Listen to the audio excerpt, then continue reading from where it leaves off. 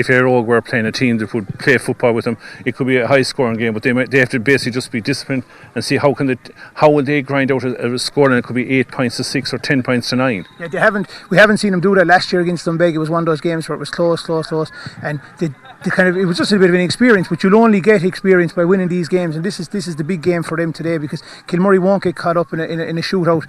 They'll try and dictate tempo, and a lot of it will come from, as we said earlier on, the kick out, Kilmurray kick out. If they concede to the Kilmurray kick out, they'll find it very hard to get it back.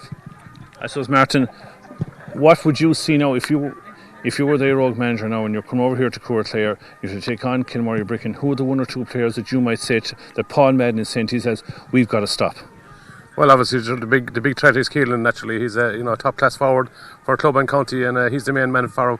But he's well able to be backed up by Dermot Coughlin, and I thought Dan Callum might have started today. He came on the last day and got a fantastic point with 2 or 3 minutes to go against Milltown. But our horse is leaving him in reserve today. But they're 2 men up front. If Keelan is kept under control and Dermot is kept under control, Kilmurray will find it hard to get through. But it's easier said than done to keep those 2 lads quiet. As we know from the Eire line-out that's been given to us now, Philip Talty is not starting, and Shane O'Donnell is coming now. Shane O'Donnell is quite a handy footballer. Obviously, we don't see him as often because of the hurling exploits, but when Eire won 2 or 3 under 21s last 4 or 5 years, he was the key. He could be a known quantity now, well, to a certain degree. Well, actually, I saw Eire last year in the championship in the park, and I was very impressed with him. And I thought I would get over Dunbeg in the next round, but Dunbeg ground out a great result against them. But I was very impressed with Shane that he plays football the same as he plays hurling. He gets the ball in his hand, he just heads straight for goal, and it's very hard to stop. It's either stop him by fouling him or he gets through. And it is a very, very effective way, and he could be a big threat for Kilmurray today. And thanks, Dave. Now, and David, we've got the Kilmurray Bricken line out. Sometimes it might change slightly in the last 5 minutes before the throw-in. Ian McInerney is not playing, and David Sexton is in.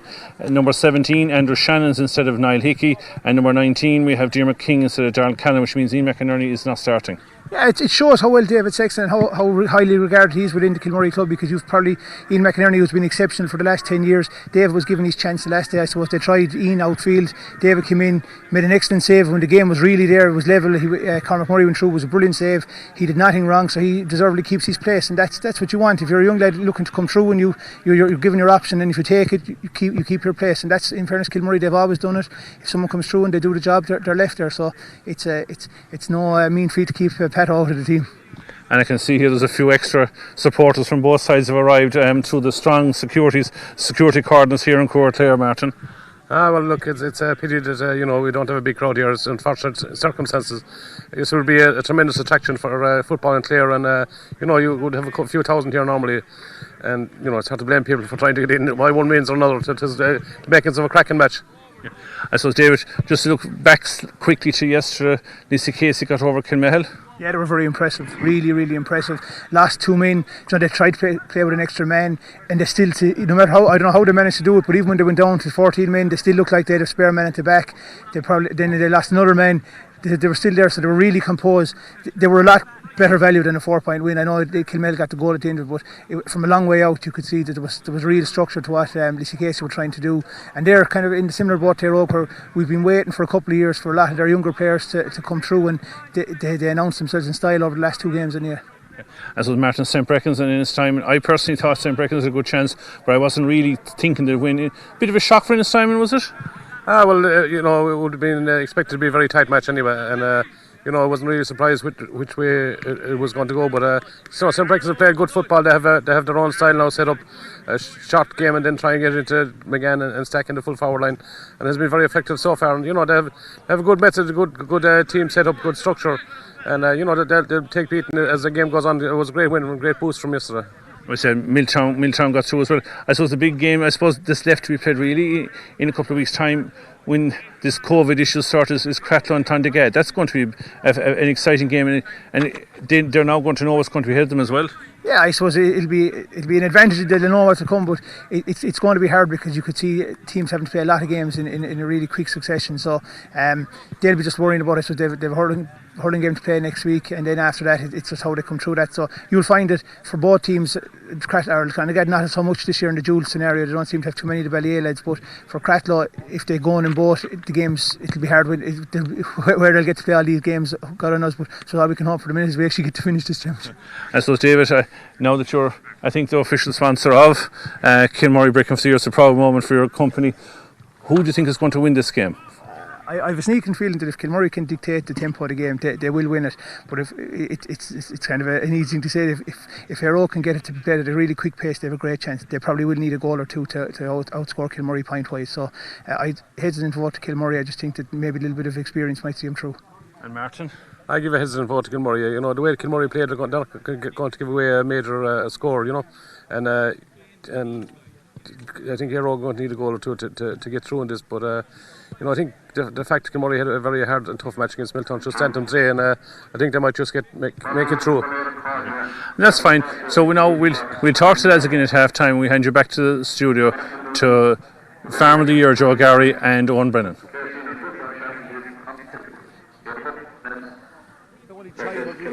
You know, playing football per se, but showed plenty of flashes of what we know he can do on a hurling field, but also on a football field. And we'll see how he gets on, because himself, Gavin Cooney and Mark McInerney make a fairly potent full forward line. Absolutely. Between the full forward line, the last day out against Kilrush Shamrocks, Philip Talty, Gavin Cooney and Mark McInerney got 211 out of the 215, so that's obviously the line to watch. Also their midfield pair in Joe, because Kieran Russell and Darren O'Neill, that's a real imposing midfield pair. And what are you expecting from Kilmurray Brecon to try and counteract? Two hugely competitive players, two aggressive players as well, right around the middle of the field. We'll have certainly the edge in terms of the aerial combat. You would imagine Darren O'Neill is a huge man, played in the Clare seniors for a while, was with me in the Clare junior team a number of years back as well, and of course Kieran is a regular Clare senior for the last number of years. So you would anticipate that David Sexton won't be putting out a whole pile of ball out there. He had an outstanding campaign the last day against Miltown, didn't put a foot wrong, replaces his uncle Pat Ian McInerney in goal for Kilmurray. I'm sure Ian could very well appear either in goal later on in the game if required, or certainly out the field where his trusty left boot to be put to good use. So as we look down at the teams, Michael Hogan is the captain of Kilmurray Brecon. It looks like it's Conlow Hannah Fain that's out there with him. We'll watch Wayne King laying down the law as we expect, you know, a good open game of football, because with the talent you have, there's plenty of scores to be got here today. It's a beautiful day here in suburban Clare, and you know, the pitch is in great nick, so I expect high quality fare here in the quarter final of the championship. Yeah, I suppose just before we get to the national anthem, who do you think is going to mark Keelan Sexton, or what will be Eire's tactics in defence? Well, on the last occasion, you know, that Eire played Kilmurray, they bunched it back. They haven't been doing that as much since, but we'll just pause for a moment now as Michael Kelly there from Clahenbeg and Cree hits the dial button in the Out on the Vein, and we should hear the strands of our national anthem very, very shortly.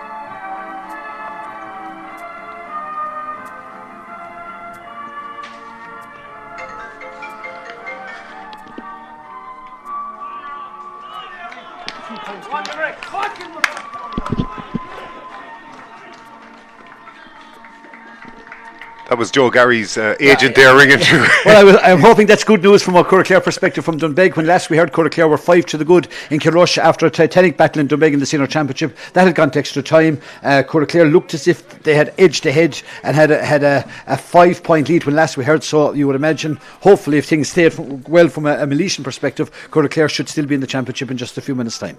Yeah, absolutely. And it's just, the ball about to be thrown in here. Eire in kind of an away jersey, you could say. They're in navy and with a brand of green, and Kilmurray Brecon in their traditional green and red jerseys. Wayne King from St. Joseph's Door Bearfield is the man in the middle, and we're about to get going here. It's Kilmurray Brecon's experience versus Eire's expedience. So let's see what the next hour is going to bring. A place in the last four is the card for both sides in what is the most eagerly anticipated, and here we have a result actually from and a score Clare that have won that after extra time against Kilrush.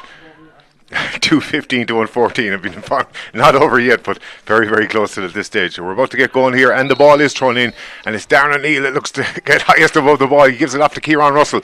Kieran Russell just managed to get the ball in. Aidan McGrath trying to make ground, but the Eire have to go backwards instead. And this time it's Conor O'Halloran getting the ball down, and it's Conn Lahanafine, the captain, getting them underway, and they're inside the 45-metre line. If Liam Curry puts in the teasing ball, Shane O'Donnell keeps it in, and it's a good opportunity for Eire. It's back to Shane O'Donnell. He gives it off to Gavin Cooney once more, and Liam Curry they're stuck in the right corner. There's plenty of Kilmurray men around them.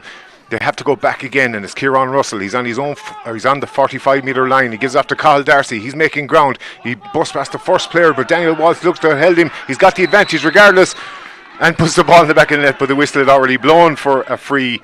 Wayne King judging that Cathal Darcy was fouled on his way in. Daniel Walsh just a bit of held him back on the shoulder, Joe. Yeah, he was held back there. Wayne King was right beside the action. He clearly signalled there was going to be a free in for Eire. No question or doubt about that, and it will be a first, you'd imagine, scoring opportunity. Good work inside by good necklace of passes between Shane O'Donnell and Gavin Cooney, and just looking around the place, Michael O'Dwyer has taken his place as well at full forward on the Kilmurray Bricken side. He'll be partnered up there. Dermot Coughlin and Michael Hogan are pushing up as well. We will watch there was something happened off the ball as well that Wayne King has said we're going to have a chat with somebody, and I think he might well have cancelled that free, has he? We'll find out in just a moment, but I think he has cancelled the free for something that happened after he kicked the ball, and I know Shane Hickey was involved. He's gone in to have a chat with the referee, so we'll watch the action, and it looks as if Wayne King has said, right lads, we'll have no nonsense whatsoever.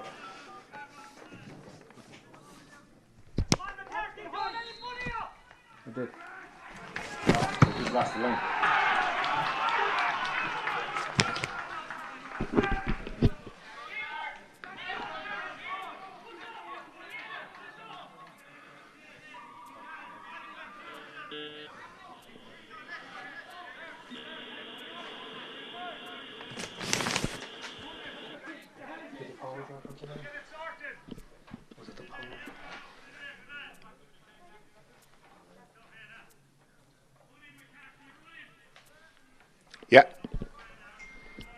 Yeah.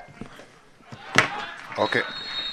We had a bit of technical difficulties, but we're back in. I think it was Joe Gary interfering with the line there, but it's nothing you missed so far, because Gavin Cooney has just put the opening score after 2.5 minutes, and Eire are 1 point to no score ahead. They're playing into the car park end at Clare. And here's David Sexton. He's about to kick out the ball for the very, very first time for Kilmurray Brecon. The matchups are really high, and the intensity is even higher here. And it's Kieran Russell that puts the ball down, but it's Michael Hogan that gathers possession, and he gives it off here on the right wing for Kieran Morrissey. He's making ground. He looks up for Daniel Walsh. Daniel has a look and gives it back to Dermot Coughlin. Dermot Coughlin still on that right wing. He's trying to make inroads inside, but Eire are surrounding him. Looks to be fouled, but just gets away from it. It's Aidan McCarthy. Aidan McCarthy still at that 45-metre line, but it's Keelan Sexton that gets on the ball, chips it inside towards Michael O'Dwyer, and that ball is brilliantly cut out by Kieran Russell. A real smash and grab to take there from him, and he manages to clear the danger, and it's Eire that burst out through it. It's Ronan Lanigan, and Ronan Lanigan again after Kieran Russell, and he gives it back to Niley Boots McMahon, and he's away, and they're still in their own 45-metre line, but they're managing to make a small bit of ground now, and it's Conor O'Halloran has that bit of speed. He's caught up though in the middle of play, and it's Darren O'Neill right around the centre, and this time he gives it off to Liam Curry. Liam Curry is really making ground inside. He's burst through the 45. He's getting towards the 20-metre line, but is pulled for over carrying, and it's a free out to Kilmurray Brecon. Yeah, good refereeing by Wayne King. You know, he said to him, you had the advantage, play on, but once that 4 seconds had applied, Eire did take a couple of extra steps, no question or other about that. Free out to Kilmurray, and it's just interesting to watching the matchups all around the pitch. Keelan and Michael O'Dwyer instead of playing in a two-man full forward line. Marty, who was picked out there, obviously he was always going to be back at the back for Kilmurray Brecon, and right now it's Mark Killeen coming forward. He has the onerous job of keeping tabs on Gavin Cooney for the Eire boys. Will stay with the play, but Michael has kicked the ball away, and once again Niall McMahon mops it up one more time for the Ennis boys. Absolutely, and he gives it off to Ian O'Connor, and Ian O'Connor has a bit of ground. They have a lot of space there in their own full back line, but that's not going to be much to them in terms of scores, unless they're going to try and hold out for a 1 point to no score win, which is very, very unlikely. And it's Ian O'Connor still running. Now he breaks into the opposition 45-metre line. He gives it off to Conn Lahanafine. There's still Shane O'Donnell hand back to Cathal Darcy, but they're in a tight little nest there just around the dugout area, and it's back to Liam Corrie right around the middle of the field. They're just going lateral for the moment. They're happy to keep possession and move it around, and they're not making a lot of ground there, but they're happy to still have the ball. And here we go now, and it's Kieran Russell. He is going to make it. He puts in a little pop pass towards Mark McInerney. Mark McInerney jinks one way, then the next has a shot. It's going to be a little undercooked, and it's David Sexton that gets out to it in time. He looks just right outside him where Diarmuid King is positioned, and he's going to relieve the danger for Kilmurray O'Breckin. Eire get plenty of possession in this early stages, Joe. They have indeed. Diarmuid King, it's good to see younger lads getting a feel of the ball earlier on, because that'll do their confidence good and it should lead to a better game. Marty on the other end of the young lad scale is marching up the field. This man will never give a ball away, and no doubt he'll look for Keelan. He does, and he finds him right in the right corner. He's going to look up, and he pops a little pass inside. That's towards Daniel Walsh. Daniel Walsh just on this goal. It's a goal! And this is simple as that, Joe. A ball in from Martin McMahon into Keelan Sexton. He spotted the overlapping run of Daniel Walsh, and he just tucked it into the left corner of the net. A beautiful flowing move by the Kilmurray boys, made here on the far side with a good fetch by David Sexton. And when something like that results at the end of a move that you've been involved in, it gives everyone a lift. They found their mean each and every time. Marty came right up the middle of the field, found Keelan a beautiful pinpipe pass, an absolute peach of a pass. But Daniel Walsh, kept his head, kept the ball quite low. Nathan Murray advanced, but he just slipped it to Nathan's right, rolled it into the corner. Fine score. Kilmurray go looking for more. And absolutely, and here they go again. It's Andrew Shannon, and he passes it off to Dermot Coughlin. Looks like it could be a goal here again. He beats the last defender. It's a second goal. A second goal in the space of a minute. It's Kilmurray 2 goals. Another goal there. It's Eire a point. And what a turnaround we've had here after only 6 minutes. And it was in the exact same corner, the exact same finish, but 2 different players. Yeah, they pushed up on the kick out, and you could see Eire looking around. They're saying what's gone wrong here, but straight to 2 attacks, straight through the Eire defence. No hand laid on either player. In fairness, Kilmurray just popping the ball at pace. And then Michael O'Dwyer had peeled off the left. His rolling has to be important as well, because he kept him. It just meant that the space was to Dermot's right. Dermot would favour his right foot anyway, and they just banged it low and hard. Keeper hadn't a chance. Kilmurray 2 goals to the good, 2 attacks, and 2, in fairness, 2 high quality goals from the men from Ibricken. You talk about the economy of Kilmel in the first round, but 2 attacks and 2 goals. I don't think you can get any better than that. And what an emphatic start for Kilmurray O'Breckin.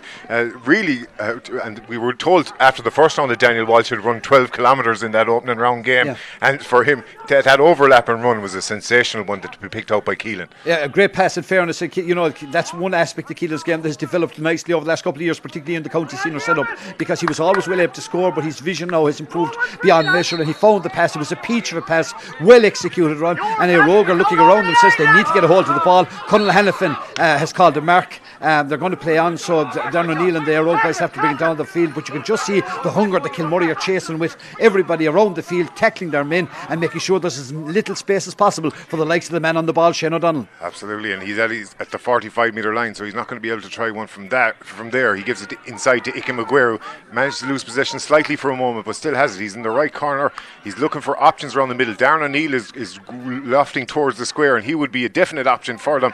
Shane O'Donnell still has possession. He gives it off to Mark McInerney. There's 4 Eire players in the space of about 5 yards. They're finding it hard to get away and find a little bit of light at the end of the tunnel, but it's Cathal Darcy now. He's surrounded by 3 Kilmurray O'Breckin men, and it's Dermot Coughlin that wins back possession, and looks like he's going to win a free there as well, but he doesn't, and Eire win back possession. It's Liam Corrie gives it off to Conal Hannafin. That's going to be short again, and it's David Sexton. That's their second one that's just fallen into the hands of the welcoming arms of David Sexton, and it's Marty McMahon, as he's done so many times before, that relieves pressure for Kilmurray O'Breckin. Gives it off to Michael Hogan. He's on his own 45 metre line, but he has 2 men outside of him. One of them is Martin McMahon, and the other one is Darren Hickey. Goes for McMahon. He gives it off to Daniel Walsh. Daniel Walsh with that first emphatic goal for Kilmurray O'Breckin. He lofts it high towards the square, and that's where Keelan Sexton is. Doesn't win it initially, and it's great work from Liam Corrie to get back and scramble back possession. He gives it off to Cathal Darcy, and here we go again with another counter attack for Eire. Mark McInerney around halfway has a lot of space to go into. He's followed by Marty McMahon, but it's Mark McInerney that's making good ground. He makes it towards the 14 metre line, but he's still in that corner. He has to cut inside. His options are limited, but he does find Gavin Cooney. Oh, it's an unbelievable shot, but an even better save for David Sexton, and we've just got goal chances up and down the field so far. Wayne King, I think he just wants a break for a second, just have a bit of water. Oh yeah, he's going in to get a little bit of attention for Darren Hickey. Michelle Downs has gone racing in them, so I'm sure the big Kilmurray full back on his feet in no time. Good passing again from the Eire lads. Mark McClinton held the pass, got the shout from Gavin. Gavin said, I'll take charge of this, he'll have a whack at it. Kicked it more or less at the keeper, but in fairness, David Sexton stood his ground, parried the ball to the right hand side, got it away from danger, and it was a chance lost. A more experienced side would probably just pick the ball over the bar, got themselves back into the game, make sure that the Kilmurray would have to have the restart. But in fairness, it's hard to be critical of a fellow who has a pot at it, but in fairness, the shot was never looked like it was going to be destined to nick. David Sexton had his eye on it all the time, pushed it to the right hand side, and Kilmurray will make good their reprieve. With an experienced side like Kilmurray, they capitalise on every goal scoring chance. We've seen that to great aplomb at the moment. 2 attacks, 2 goals, and Marty McMahon hugely influential in the early proceedings so far. Absolutely. Darren Hickey is back on his feet, although a little gingerly at the moment. He's just taken a bit of a breather, but they'll be very relieved to got away with that one. David Sexton with a great save from Gavin Cooney, who got 1-9 against Kilrush in that opening round game. They had a poor start against Kilrush, and they've had a poor start here as well, because at the moment we're 10.5 minutes into the game. There's Kilmurray a Brecon, 2 goals, Eire a point. That's not any mistake. It's 2 goals to a point here after 11 minutes, and it's Kilmurray Brecon that have possession and they're on the ball. Iker Maguire goes over the top of Kieran Morrissey, and Kieran Morrissey is judged to have touched the ball on the ground. He looked like he might have been pushed, but it's Eire to get the free, and Colin Hannafin is quick to try and get Eire back on the scoreboard and get them back in the game. A small bit of composure needed here from Eire, and they do make ground. And again, it's Cathal Darcy's had many runs into the opposition half in this opening 10 minutes, and he's about to do so again. But it's Kieran Russell around the centre, gives it off to Liam Corrie. Those 3 players in particular have been influential. And here's Darren O'Neill, the towering midfielder, is breaking into the 45-metre line. He's faced by Michael Hogan. There's a discrepancy in height, but he manages to win a free. Looks like he got caught around the shoulder, and Wayne King judges that should be a free, and it looks like maybe it's Darren Cooney or Gavin Cooney. Catches Darren, if the high tackle on Darren, it's definitely a high tackle, because he's a big man out and there. from Michael Hogan too. So Wayne King clearly signalled from the means Gavin Cooney now it's another opportunity to notch his second point of the afternoon. He was fortunate. The first one was fairly straightforward on the 14-metre line. This is a little bit further out, kicking with his left leg, kicking with the kick coke. Conal Hannafin, good to see Conal back after injuries to Sullivan Tom Kinta. Gwilla Aharagishtak out on radio from somewhere down in Unreactum, because if he was here we'd definitely hear him. So he must be down there. So greetings to Bannockdee, to Donal. At the moment we'll stay with the action. Gavin Cooney kicking with his left leg from a distance of 35 metres out. Owen, follow the action. Yeah, that looks to be tailed into the left and wide, and it is not a bad effort, but unfortunately it isn't going to add. He reckons it was a point, but I can tell you, Gavin, from outside at this angle, that it wasn't a point. And it's Kilmurray Brecon that are about to restart, and they give it off quickly. It's David Sexton to Marty McMahon, and he's off to Shane Hickey. Shane Hickey's about to cross his own 45-metre line here on the right wing. Gives off to his brother Darren. That's a bit of a high ball. It's a hopeful ball, but it didn't reach the intended target, and it's Mark McInerney that picks up possession. He's surrounded by 2 men, and he gets the benefit of the doubt and gets a free for Eire, and they have another chance to try and get their second score. They got the first score of the game, but haven't scored since, and since it was Kilmurray Brecon that have got those 2 emphatic goals. And they've plenty of ball, Eire are moving the ball nicely up through the middle of the field. It's from here on in. They seem to have difficulty. Kieran Russell didn't pick up that. There's another free. Again, a scoring opportunity in Eire. I'm sure the wise heads out there will be saying, let's slow things down. We need to get scores on the scoreboard, and there's no panic, because there's a little bit of shapelessness to the Eire attack. They're all running out to meet and to be available for the ball, but often the targets aren't inside. This one now is 40 metres out for Gavin Cooney, be kicking with his left leg again, and from the young Clare starlet now with his third attempt, I'm sure he'll be urging and wishing this one to go over. Dara Sexton, a little bit of inexperience from Dara, stood in front of it, allowed Way King move it in. It's gone into the verge of the D, and you would imagine now Gavin will say, thanks very much, I'll slot this between the posts. Absolutely, he's about to line up with it. It is a left foot effort that he's going to have. We had a little bit of an argument about the win last night, and we're not going to get into it again, Joe, but there is a slight breeze towards Eire. That's all I'll say. We'll leave it at that. But Gavin Cooney is about to take this free. As Joe says, he's just outside, about 25 metres out from the goals. This time looks a lot more confident than it is. It's just inside that left post, and it means that Eire have got their second score of the game. A second free through Gavin Cooney, and it's now both teams have got 2 scores, but it's Kilmurray Brecon 2 goals. It's Eire Og 2 points. Yes, and from a young side, from an Eire Og perspective, they have to make sure that they stay in touch, because when you're rattled with 2 early goals like that, because they're picking up plenty of ball around the middle of the field, the middle third, and it's just that when they've turned over another Kilmurray ball right around the middle, so they've got plenty of ball going in, but it's just being able to capitalise on that, get Kieran Russell marauding down, trying to keep as much width as possible and expose the space for the pace of Gavin Cooney and Mark McInerney and Shane O'Donnell. But so far, they're settling into the game. We're edging ever closer to the water break, of course. This is the fella, that a lot of responsibility will lie on. Absolutely, and it's Kieran Russell that breaks into that 40 metre again. It looks like another free, and he does have the advantage. And Joel, Kilmurray Brecon is a small bit of indiscipline, which is very uncharacteristic for them. Yes, and again, but it's when you on that occasion, it was just the experience of Kieran Russell. I think it was Daniel Walsh that had come against him. It was just a little bit of experience, leaving a hand tag, and straight away Kieran's right hand went up to say, "I'm being impeded." A good experience play from him. But Gavin Cooney now, he'll be kicking with his left leg. It doesn't ideally suit a left-legged footballer, but Gavin has notched 2 already, and Eire Og will be quite pleased now, having recovered from that second goal opportunity, if they can get back to a 1-score game. And like any good darts player, he had the similar position here a couple of minutes ago. He kicked wide, so he's hoping that was a marker and he'd be able to put it inside the left post this time around. This probably is the last action before the water break, so it could be a vital score for Eire Og to try and get back to 3 points of a deficit. Here we go. It's Gavin Cooney. And Gavin Cooney this time goes for the right post, and that's just gone outside the right post, so he's wide at either side, and unfortunately a second one for Eire Og. Wayne King is having a word with David Sexton. Is it about the kick out, I presume? Yeah, no, I'd imagine it was maybe something at the umpires, but he just said, whatever it is, calm things down. Dara Sexton has gone short. We thought we'd hear the water break, but we're going to continue on. Young Sexton back again. David Sexton, you could see how confidence has grown, I'm sure, for that masterful display he had in the Milltown game. He's got help now with Jeremy King, and Kilmurray go raiding one more time. They will feel their scores if they can get the ball inside the Eire Og half, that there's plenty of space to be exploited there. Michael Hogan's been around a long time. He's gone looking for Mark Killeen. Has he overhit it? Well, that's going dangerously towards the sideline there. And it is a sideline. No, he put up the flag, he put down the flag. It was the line.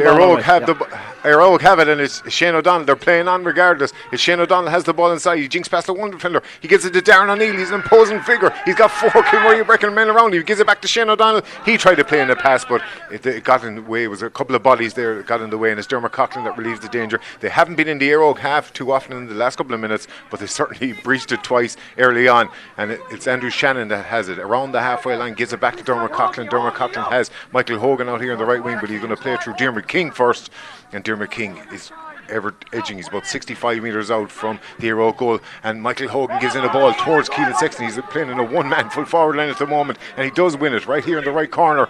Has a look, favours the left, but he's gone back on the right foot, and he's just jinking. He's very, very tightly marked, but he gets the ball to Dermot King and gets the 1-2 back, and he's going to have a look at the post again. Has another check and comes back out and gives it off sensibly to Dermot Coughlin, who breaks inside the 45 metre line. He's got Dara Sexton outside him. He pats it down to Aidan McCarthy. No one really wants to shoot here, but they'd want to because the water break is about to be upon us. Well, the ball has to go dead for the water break, so they'll know that, and it's about just the experience of Kilmurray. We're not going to rush it. We're going to make sure that every shot on goal we get return with an 80 or 90% return rate, so there'll be nobody rushed. They'll know them in. They want it into the moves, and in fairness, their road lads, they've been very disciplined. They're putting in plenty of tackles. They haven't given away a free, but they'll be looking for that inside run of Michael O'Dwyer or Keelan at some juncture, because right now they're just outside the scoring range. Yeah, well, I suppose if they're going to keep up that scoring rate of a goal every attack, they're going to have to be patient, that's for sure. And as Dara Sexton has the ball here on the left wing, he's about 45 metres out, gives it into the overlapping Daniel Walsh again. He's in the left corner, so he's not going to have a go from there. He cuts back outside, and again they're going to be patient and recycle the ball around. It's Shane Hickey back to Dermot King, and he's just going to look at, there's no Eire Og men in sight. They're just going to tackle him once he gets around the 45 metre line, but it's Aidan McCarthy at halfway. He's going to be patient, give it off to Dermot Coughlin. Now there's a bit of an incisive run, a small bit of penetration, and Dermot Coughlin's going to have a go, and that looks to be sweet. He's about 40 metres out and puts it straight over the black spot, or in Clare it's the blue spot. It would have to be blue in Clare. Fine kick from Dermot Coughlin, and Dermot should know all about it. His mother's only from 2 miles up the road. I'm sure his grandmother Mary Mackin will be listening in and watching in on Clare TV as well. Fine score from Dermot, a goal and a point. Just saw his uncle Kevin passes here a few moments ago. He's standing here on the hill in Clare watching the action. There's the water break, and Kilmurray will go in. They'll be quite content because they didn't have the line share of possession, but they certainly have the line share of the value of the scores. It's 3 scores to 2, but more importantly from Kilmurray perspective, 2-1 to 2 points. Yeah, absolutely. It's 19 minutes, almost 19 and a half minutes gone here, and it's Kilmurray Brecon 2-1. It's Eire 2 points, and we just talked about the efficiency there of Kilmurray Brecon, but I mean, it's a dream. Everyone wants to start fast, but it's a dream to get 2 goals in the first 2 attacks. And particularly for an experienced side like Kilmurray, you know, if anything, it was probably Eire that needed to start to give their younger players the belief, but Kilmurray just ran at him, found it easy. Daniel Walsh's goal was a peach of a goal, in fairness, made by that pass by Keelan. He found him in space, rolled it into the right hand side of the net, and then Dermot Coughlin, Michael O'Dwyer peeled off to the left. It made the space on the right side, which is where Dermot would want it, banged it low and hard, and he's kicked that point as well. So, you know, they've started on a big plus, they finish on a plus as well, that mighty score from Dermot, so they'll definitely carry the momentum into the second quarter. Absolutely, and you know, Kilmurray Brecon didn't have the best of starts against St. John's Milltown. I thought Milltown, you know, dominated the first 50 minutes, and it was Kilmurray Brecon as the game developed got further into it. So a big turnaround for them today. But Eire not out of it. I mean, it's like it's early doors, and remember, Kilmurray will remind themselves that they were in that position after the first quarter of the last match, and they took over from there. So, you know, a horse is around a long time. One of the most experienced, respected coaches in the county. You know, he'll say to the lads, we can find openings, but we have to be patient. And you know, you'll hear him just say time and time again here from the sideline, wheel back, look for the man off your shoulder, and give the pass. You know, trust the inside forwards to do the damage. With there's certain players we want at the end of the move, and if they can get profit from that, they certainly will. Just while we have a break and play, I just want to send very best wishes to Paddy Culligan, or for those involved in the Paddy Culligan charity cycle. They're starting off next week from Trump Hotel. Paddy Kelly there in Clahans and John Murphy from Reneen. They're sending an open invite to anybody who wants to join them. They'll be leaving Trump's Hotel next Saturday in aid of Sláinte and Galway Hospice, and of course prostate research in memory of Paddy Culligan. I didn't know Paddy from Killimer, but I do know that he died just over 12 months ago at age 57, and it's a great thing the lads are doing. It's a noble cause, and we wish them the very best of luck. So best luck to Paddy, John Murphy from Reneen, and everybody that wants to join them on the first leg of that cycle. They're cycling up to Spiddle next weekend. It's about 140 kilometres, they tell me, but Paddy says he's going to enjoy every single second of it. So we wish him well for a great cause, and I'm sure people will get an opportunity at some stage to go to that GoFundMe page on Facebook, and for certainly for charities that could do with the dash, and we wish all involved the very, very best of luck. Absolutely, it's Nathan Murray that restarts this game. We're 22 minutes in, but don't be confused by that, because we had a long first quarter of 19 minutes, and we better mention that we're in association, this commentary associated with Jones' Super Value in Milltown Malby as well, serving the people of West Clare since the 1850s. But here we go, and it's a West Clare side that are on the attack, and it's Keelan Sexton right in that left corner, has a look for the post, jinks around and manages to get a small bit of space. He's looking for Michael O'Dwyer at the end of the square. He's tightly marked by Ian O'Connor, but manages to get a small bit of space, and he gives it back to Andrew Shannon. Andrew Shannon, again, Kilmurray Brecon so patient. That's their vast experience that they've built up so many titles, and they're the team of the decade in the last one, of course, and they'll want to be in this one too. And it's Michael Hogan that makes a small bit of ground, but he's dispossessed by Ian O'Connor, and Eire win a free out, and that's a big relief for them. And it's Ronan Lanigan that wins that foul, and he's going to take the free himself. He gives it back to the goalkeeper Nathan Murray, who missed the opening game, and it was Barry Ryan, who the League of Ireland, goalkeeper who had 20 years experience in the League of Ireland, that deputised for him the last time out. But Nathan is back in goal, and a very imposing figure as well, I might add.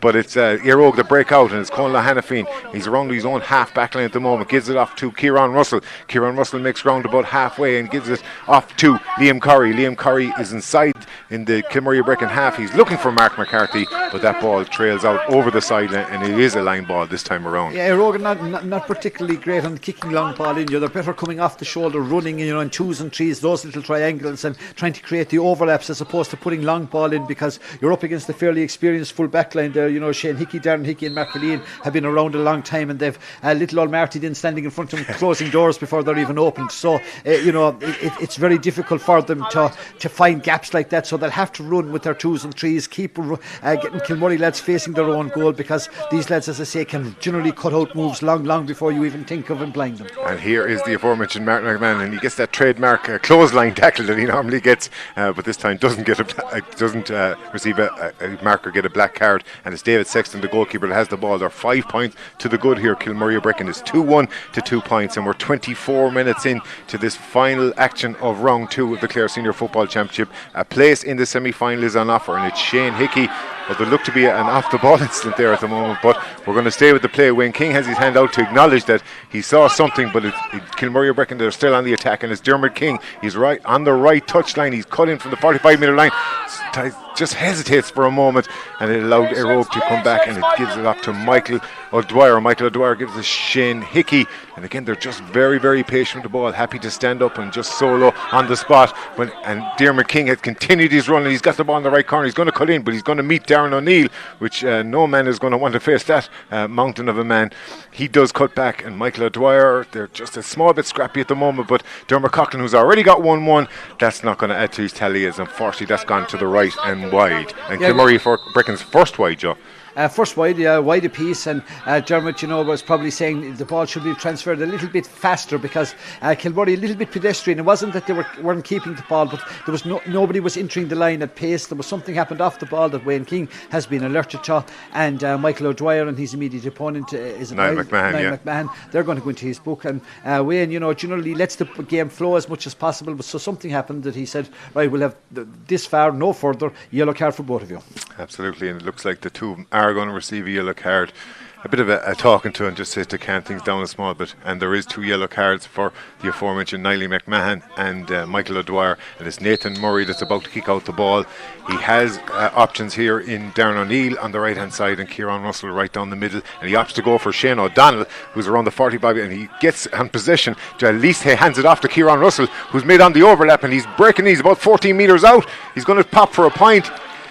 Was that over? It's unfortunately gone wide. Just went outside the post. No, but Wayne King had signalled for a free.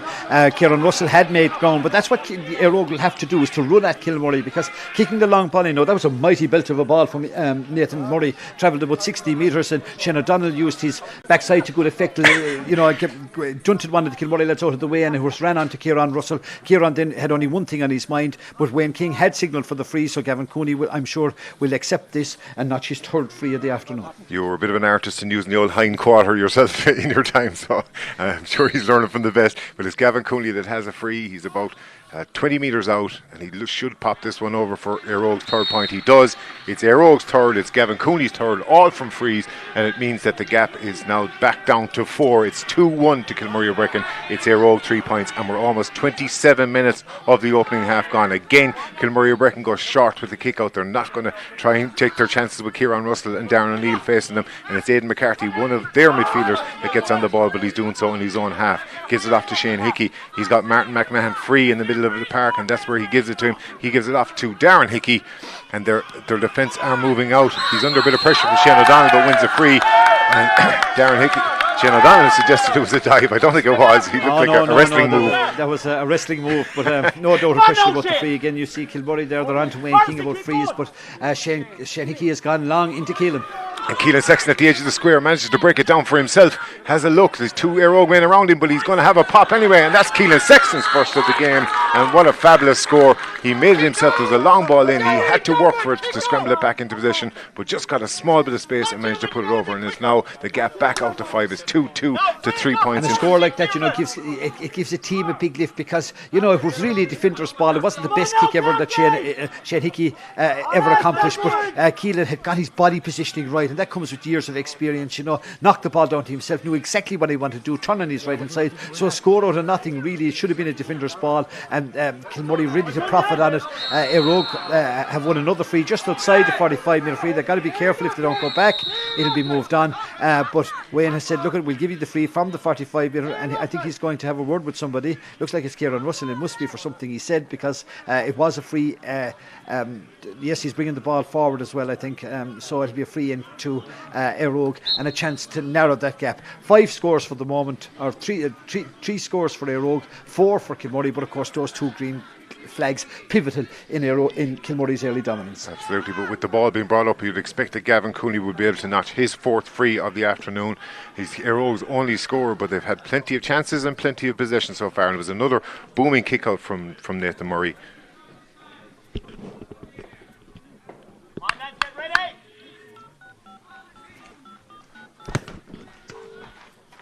Huh? Go ahead. We're talking to ourselves.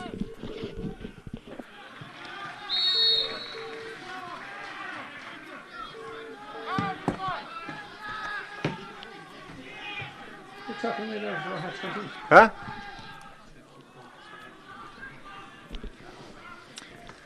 And here we go again.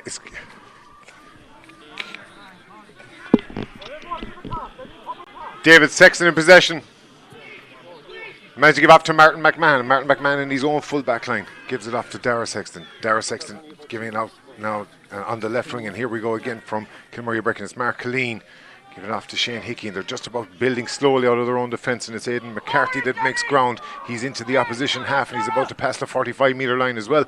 He passed inside to Michael O'Dwyer, who seemed to get a head-high challenge. And that looks to be a free. And Collar Holleran is the culprit on that occasion, and Wayne. It'll be more than a free in too. I'm quite sure did it better a card. I don't know whether he handed out a card or not, but one way or another he's given the free in. Michael O'Dwyer knew exactly what he wanted to do. Took the ball in around the tackle, a quick turn always puts the defender under pressure, and the lunge came in from Conor O'Halloran. Free in, so Keelan now has an opportunity to extend his scoring feats for the day. He got a fine point just a few moments ago. He'll go looking for Kilmurray's 3rd of the afternoon. Right now, Eireoge, Kirakulleen, Galcoolis and going for Vracan, and Keelan has an opportunity now to add to that tally. Absolutely, and here we go with Keelan Sexton. He's about 35 metres out. He's on the left wing. He's going to try and kick his first free of the afternoon. He's already got one from play. He's looking to try and extend that tally to 2 and 5 for the championship. That looks to be tailing to the left and wide, and Brian Riley says that is wide of the left post, and it's Kilmurray Brecon's 2nd of the game.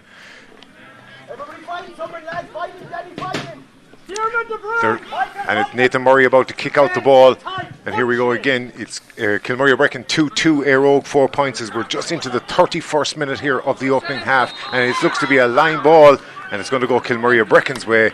There was a bit of confusion there for a second from Robert Hart, but he managed to suggest that Kilmurray Brecon had an opportunity to extend their tally. They're already 4 points up, but they were 5 up at one stage. And it's Dermot Coughlin that receives the line ball from Aidan McCarthy. Aidan McCarthy gets it back, and they're going to start up patiently, and it's Marty McMahon in his own 45-metre line gives it off to Darren Hickey. Darren Hickey on the overlap. He's got Dara Sexton outside him. Can he spot him? He does, and he just loses control slightly, but it gets inside the 40-metre line, and a ground pass to Michael Hogan. He's right in the right corner. Can he keep this ball in? He does indeed, and he's directly in the corner. He's under a little bit of pressure at the moment from Ronan Nandigan, but he still has the ball, and he gives it back out to Darren Hickey where he got it in the first place. And here we go again. He's on the 45-metre line, looks for Kieran Morrissey, but there's 2 Eireoge men converge on top of him, and the biggest one of all, Darren O'Neill, comes out with it, and it's Ronan Lanigan that's going to clear up, and he gives it back to Nathan Murray, and here Eireoge go and build. They've only got one man inside the opposition half. Shane O'Donnell is falling at the other side under a bit of pressure from Shane. There's happening off the ball as he's on it right now, but Eireoge, this will be a huge score for Eireoge if they can profit from Ickham's on the ball. Ickham won't be trusted too far kicking, but he will be direct. Absolutely, and he's cutting inside from the right corner. He's just got a bit of a hefty challenge. It's a 45, could have been even more there. Shipped a hefty challenge, but Wayne King and his umpires both suggested it is a 45. And I think the linesman at the far side is trying to get Wayne's attention as well. It looks as if it's Robbie Hart that's on the line and at the far side, so he'll go over and he'll have a word for him. Something happened off the ball between Shane Hickey and Shane O'Donnell.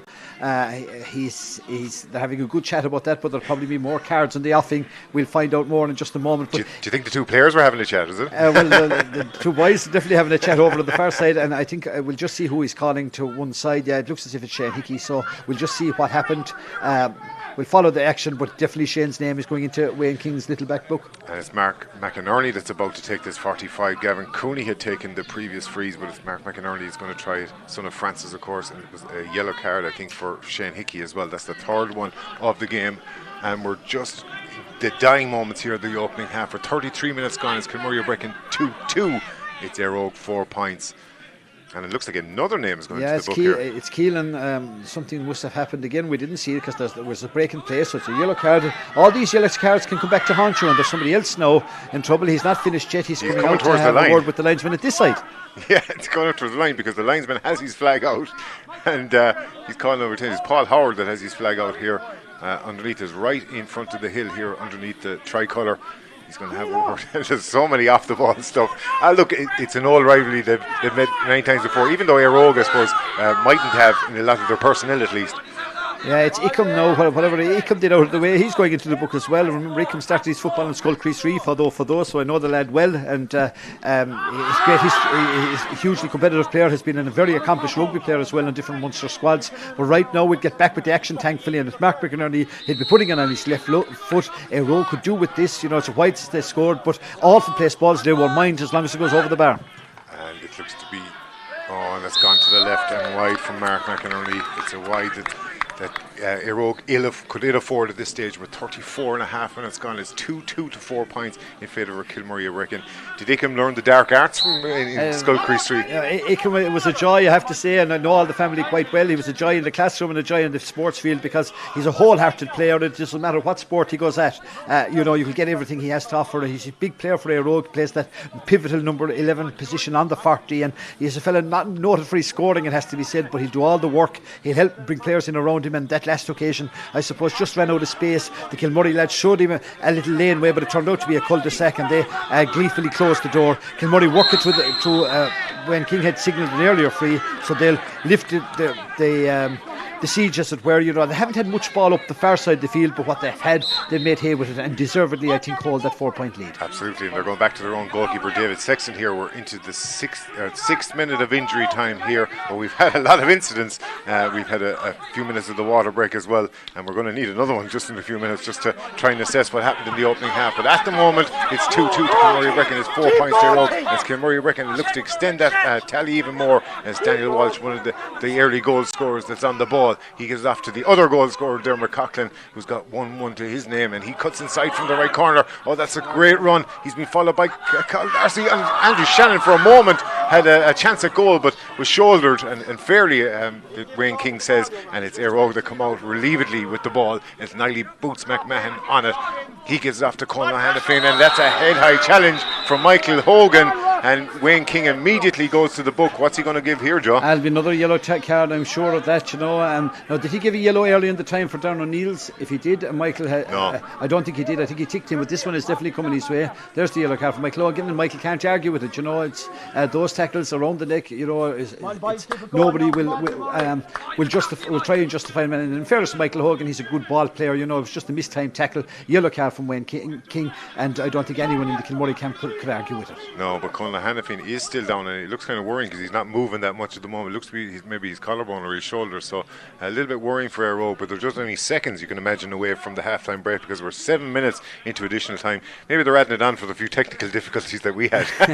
Well, which or whether, we expected the game to be a little bit open. It's very scrappy, very stop-start, a lot of cards given out, and as I say, in tight games they can have to come back to haunt you because both managements on the sidelines so near the action will be appealing for every tackle, as the game goes on. Right now, it's all about Eire trying to nudge ever closer to them. They're 2 to 4 points down. They will there's another tackle on the far side, and this time it's Kieran Morrissey, and I'm quite sure Wayne King will say, right, here's another yellow card. I hope he has a lot of yellow cards in that little book because he's given them out at an odd rate. And again, no one can question it. It was a good mistimed tackle. Yellow card, I think, in the offing as well. And as I said, these things can have a habit of coming back to haunt you, so you got to be careful. I don't want to second guess Wayne King, but I don't think he's a yellow card for every individual player. I think it's just the one he's issuing to all of them, and he does receive a yellow card. It's a foul on Liam Corrie, and it gives Eire another opportunity to try and build an attack. But they first go backwards to Nathan Murray, who's standing about 40 metres from his own goal. He gives it off to Ian O'Connor, who's about to make a lot of ground. He's a very pacey player, and he gets to halfway.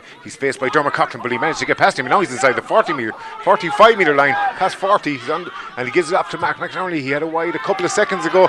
It's a better effort, but it's gone.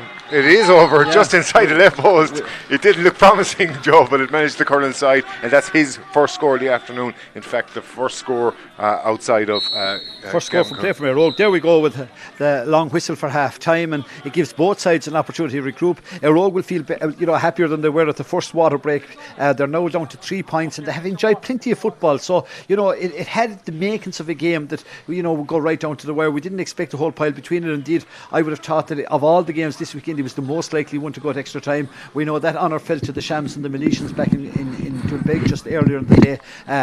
The Clare boys go in, stay in the pot, of course, in that 3-man playoff.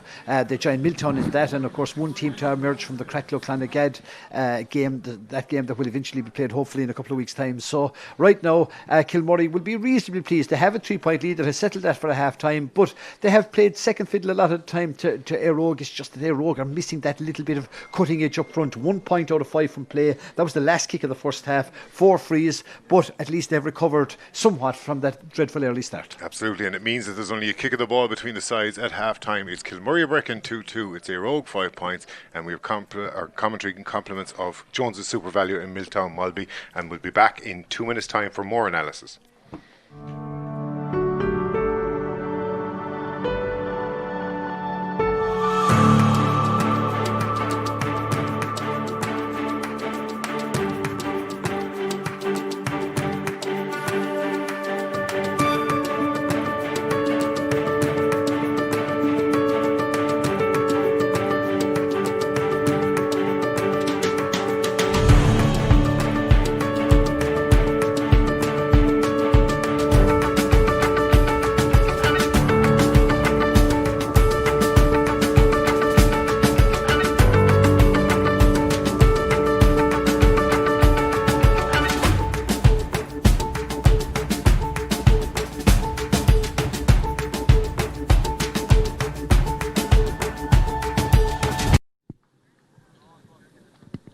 And welcome back here to pitch side to Clare. I'm joined here by David O'Brien and Martin Flynn here, and we'll call it a tempestuous, hard-fought game round 2 game between Kilmurray Brecon and Eire Óg, and Kilmurray courtesy of 2 early goals, or 2-2 to 5 points up against Eire Óg.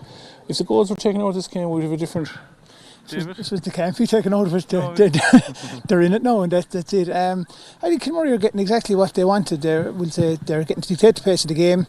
Eire Óg are getting caught up in kind of stuff with them that Kilmurray will have no problem. Every time a referee's going to take out a book or something like that, it's going to waste a minute or two, and Kilmurray dictating the whole pace. Eire Óg have got a couple of chances where they've broken through, but Kilmurray's discipline at the back has managed to close them down, whereas at the other end of the field Eire Óg are lacking the discipline of tracking a runner. We'll say, like, they've got bodies back, they're leaving a lot of space in front of KiB, and even though they've bodies back, it's like people, you might as well just have cones lined up. It's kind of, they're when you get back, it's only the first part of your job.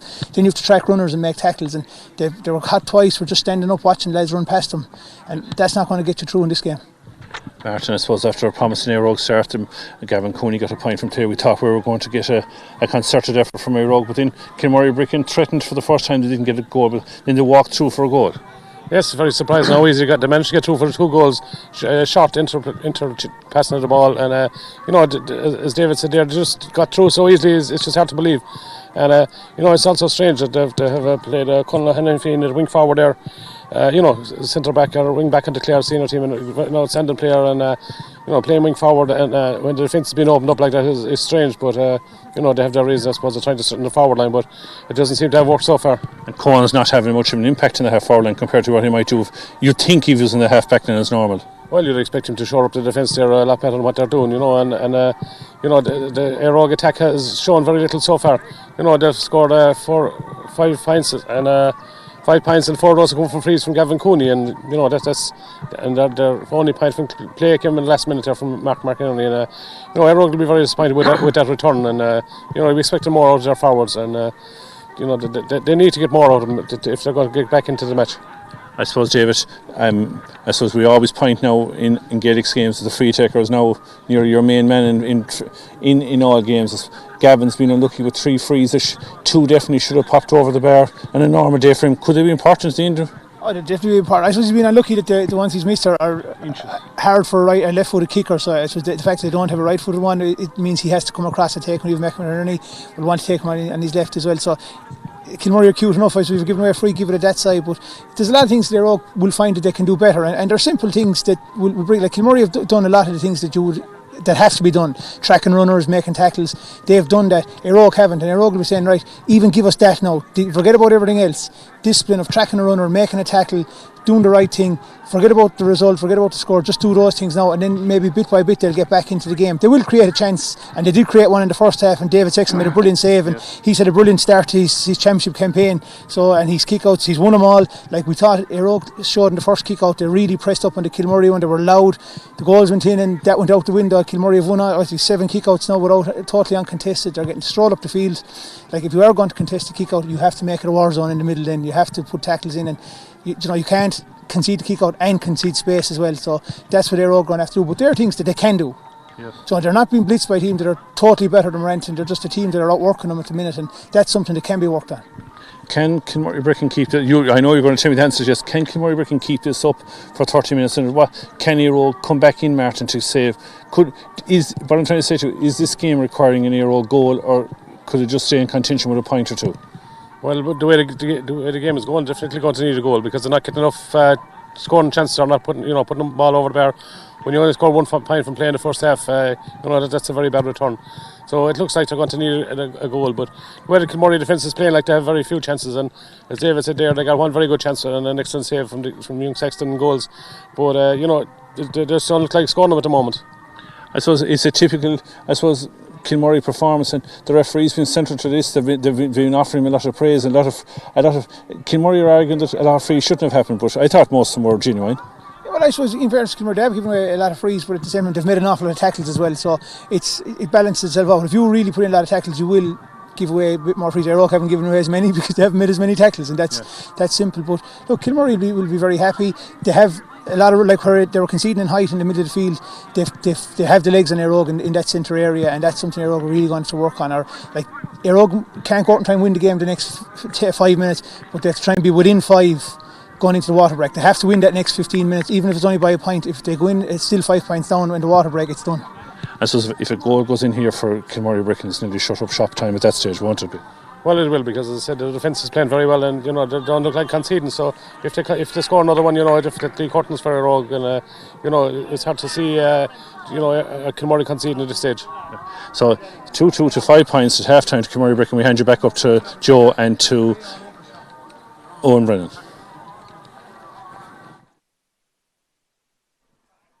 To Moran, Darren Cannon. And we see who's gone.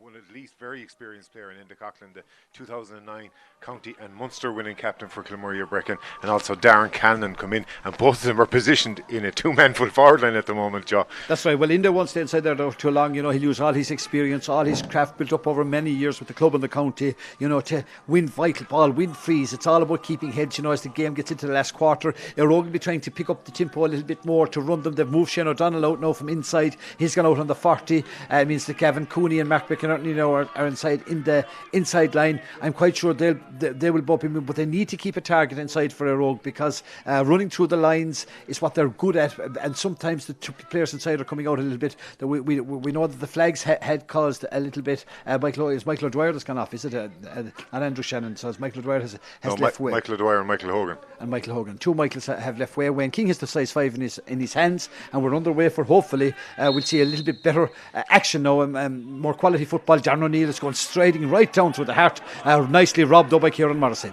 And here we go for Kilmurray Bricken, and it looks to be a foul there, but Wayne King says play on. He's enjoying this as much as we are, and the second half is, and we're underway for Kieran Russell to try and find a ball over the top. He gives Liam Corrie, gives out to Ronan Lanigan. He's inside the 45-metre line, but he's held up by Andrew Shannon and managed to give the ball back to Kieran Russell. Kieran Russell pulling the strings around the centre.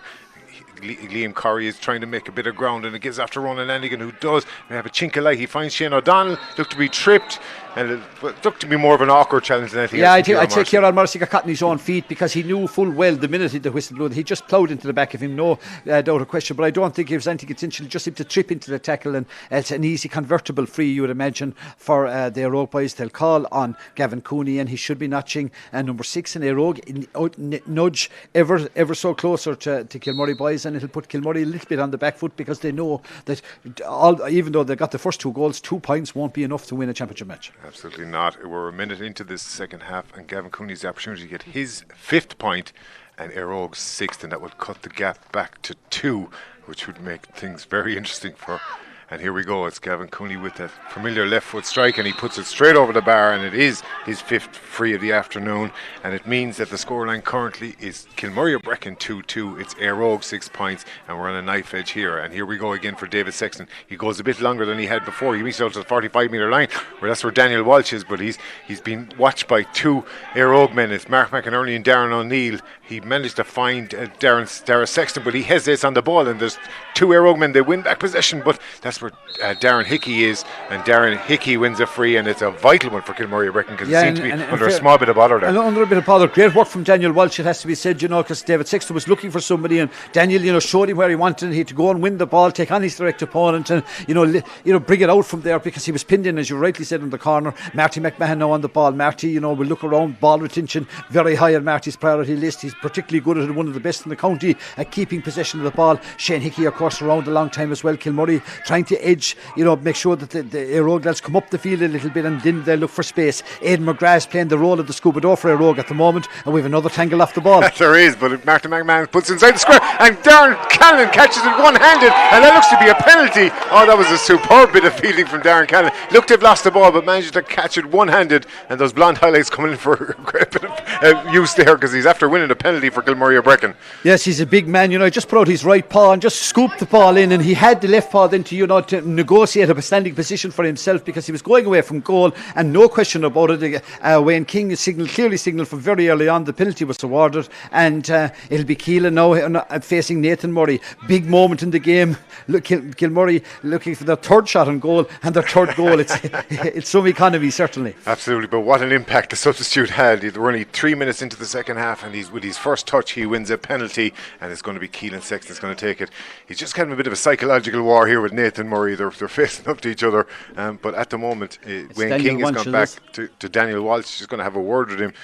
He's just felt that he hasn't given out a yellow card in a while, maybe, or something like that. I don't know. Well, I'm sure there it is for Daniel Walsh. It means no. I think the 3 of the 6 players in the Kilmurray defence, even though Daniel has been playing particularly well around the middle of the field, and his direct opponent now is Kieran Russell. So, but a good young lad, Daniel Walsh, had a mighty county final last year, which stayed back with action 13 metres out from the goal here at the lower side in Coraclare, the car park goal, facing into the hills of Bristol. Keelan Sexton versus Nathan Murray. Penalty, big moment. It is. It could be very, very decisive. Eire made a great start to the second half, but it's Keelan Sexton that lines up. He plays into the left corner of the net.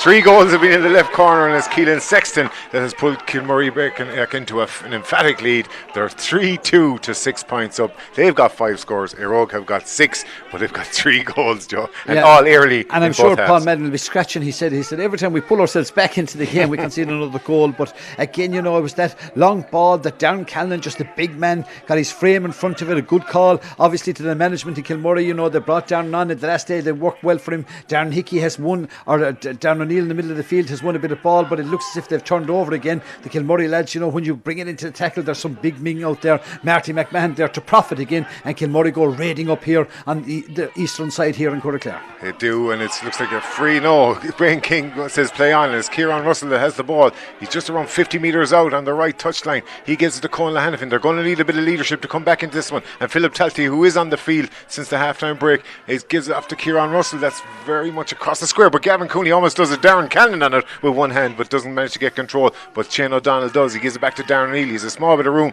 jinks off for his left foot, but manages not to shoot, and it's Mark McCarthy. It's a teasing one across, but it's cut out by the Kilmurray Brecon full back line, and they mop it up, and it's Shane Hickey inevitably bringing the ball out. He's approaching about 40 metres from his own goal. He's about to face Liam Corrie, but gets the ball after Keelan Sexton, who's in his own half back line at the moment. He plays a low foot pass for Darren Cannon, who's not out to it first, but manages to give a bit of a nudge and wins it back again. He beats the first defender. He's going to go inside. He plays it inside. Oh, that's Enda Coughlin. Enda just hesitated, and now the shot is blocked down superbly by Aidan McGrath. And Kilmurray Brecon still have possession, but they lose it now, and it's a free out for Eire, and that was a good defence. Yeah, it was most on Kilmurray, like Darren Callan again. I don't know if arse is a verb, but he certainly used that verb to good effect, because just made the space for himself to clear the ground, and then he had the overlap. He passed a little bit behind Enda Coughlin. Enda had to check his run, and the goal chance then went with it. But good work from the Eire boys. They got back. They were fortunate they didn't concede a score. They'll go looking for one now on the far side of the field. Mark McInerney, son of Francis, of course, he's taken on Darren Hickey. It's the experience maybe against the youth over on the far side. It's the experience wins out. Darren gives him a dunt out of the sideline. Kilmurray a brick and ball. It is maybe Darren Cannon got he's footballing coach, maybe Shakira or something. The hips, the hips don't lie. He used them well in that effect, you know, and it's all about making use of the ball, because as you said, he wasn't out in front. It looked as if Eire had this ball spoiled, but I don't know, was it Aidan McGrath? He got the nudge on and took the ground, and Wayne King, I think quite rightly decided to play on. I didn't see anything. Daniel Walsh now, and Conal Hannafin a little tangle off the ball as well, and the linesman has gone on the microphone once more. It's more dangerous to be travelling without the ball, it seems, in a run than it is to travel with the ball, but it is Dermot Coughlin that has the ball, loses possession slightly, and it just allows Eire to come in, but Dermot Coughlin picks it up. He's got 3 Eire around him. He's at the 20-metre line, but he's adjudged to have over-carried that one, and it's free out for Eire, and another good defensive move from Eire. They are down by 3-2 to 6 points. That's 11 points to 6, a 5-point gap. And the linesman is calling Wayne King, so Wayne is going out, and this time I think it'll be Conal Hannafin. I would imagine that he'll be going into his book. He hasn't got a yellow card just yet, but it's easier to count the ones now that haven't. The ones that have, he's going process of elimination. Yeah, he's going to have a word with somebody. I know Daniel Walsh ended up on the ground, so we'll find out who was the offending party very quickly. Daniel, he's already on a yellow, so I don't think it was him that was the guilty party on this occasion. He ended up certainly on the canvas, and what a canvas is looking particularly well here in Clare this afternoon. Lovely, but he's calling Conal. Yes, Conal is going over, and it's a Cartabui for the centre half back and the captain of their Eire lads. I don't know if you can lip read, but are you sure it's going to be a yellow card here? Well, Paul Howard has been busy on it, but he's certainly remonstrating with the referee Wayne King. He's not happy about the decision, but it looks like that Conal Hannafin is going to go into the book here. And it's a black card. It's a pull down. A black there card, yeah. So he's got 10 minutes and he's going to go out for a break. We didn't see what happened off the ball, but the linesman here was only a couple of yards from him, so he was right beside the action, and he clearly signalled to Conal that you take a break now for the next couple of minutes, because you have 10 minutes, and again that's a big plus for the Kilmurray Beds. Conal, one of the leaders of the Eire camp, and of course the centre back on the scene. We'll resume now with an Eire free just outside their 21, and the scoreline here in Clare right now: Kilmurray Brick 3 goals and 2 points, Eire 6 points, Kilmurray 5 to the good. Absolutely, and that's going to be a big blow to Eire's hopes of trying to get back into this game. Nathan Murray is on the ball. He's the last man back.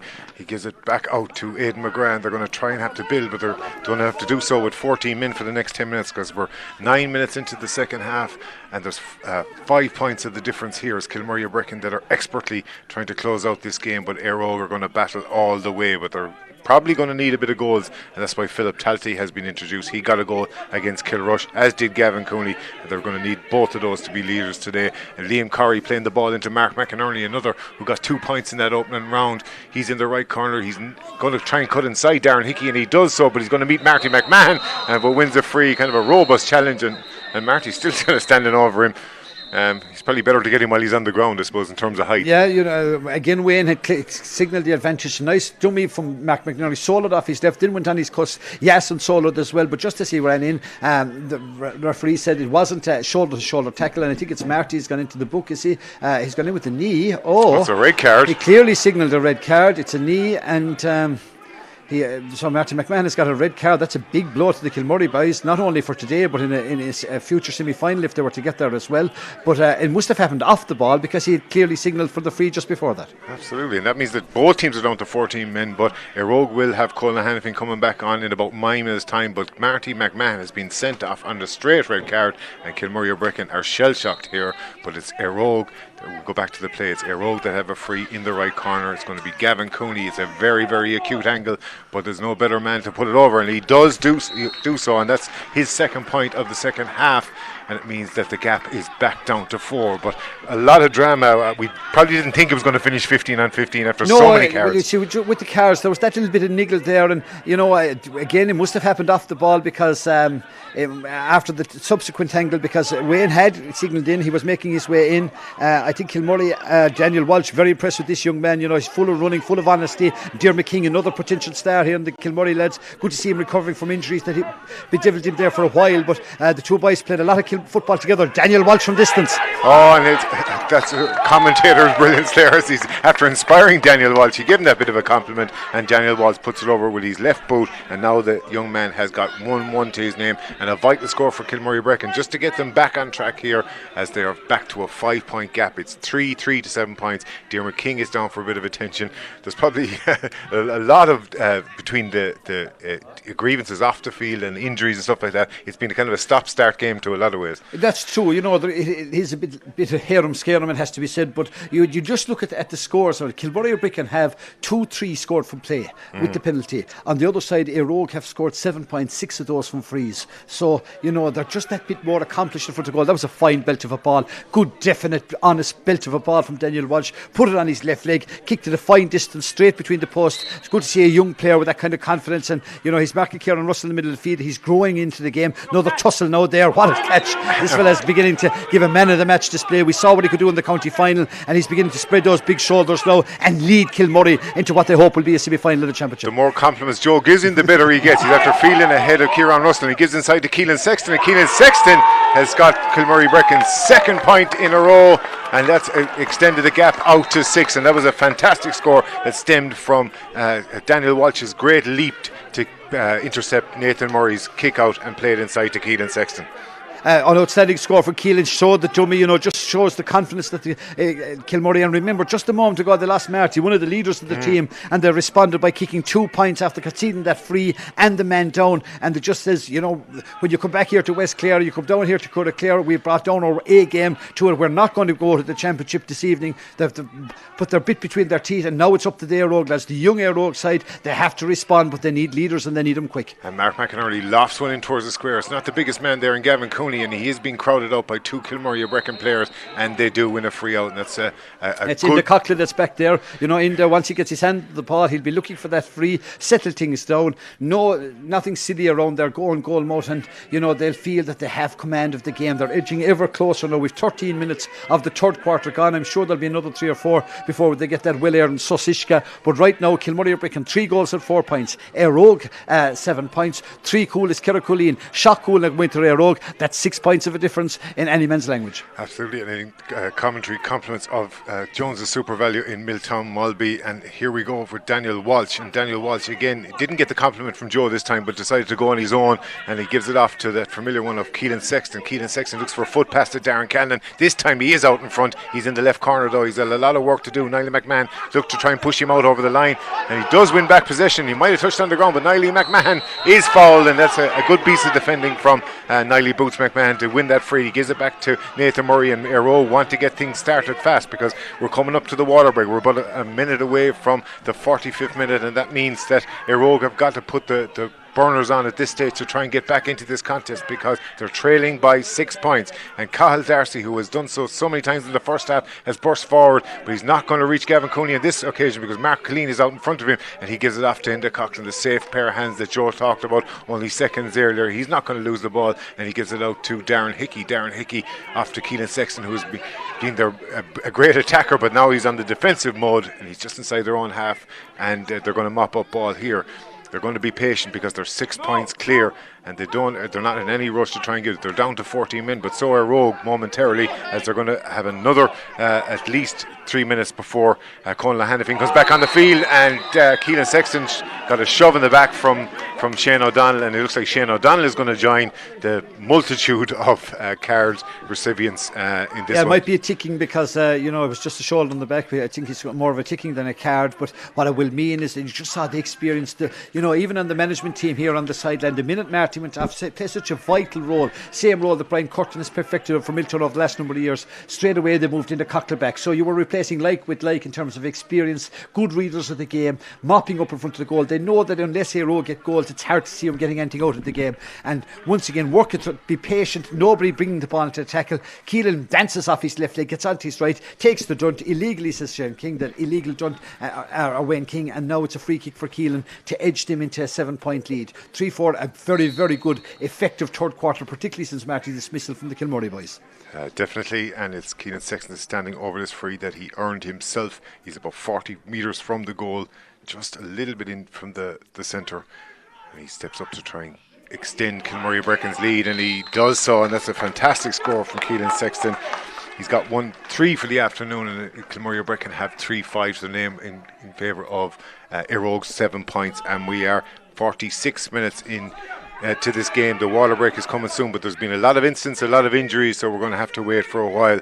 And it's the new man, Tyg Connellan, that is on the ball. He came on for Ian O'Connor just with that free, and it's Kieran Russell that's trying to make ground. He is one of those leaders in both hurling and football this year, and he does make ground on Darren Cannon. He gets inside the 45-metre line. He gives it off to Philip Talty. It was a lot of work to do, and Kilmurray Brecken clean up there at the back. They've got a lot of men back there, but a lot of experienced men too, and that is two of them there. And Enda Coughlin seemed to get his run checked as well. There's been a lot of that, Joe, runs checked and late tackles and things like that. And no, Wayne King has been very firm on this. He doesn't blow unless he sees the free. That's not suggesting that there isn't a free, but unless he sees it, he doesn't blow it. So we have a lot of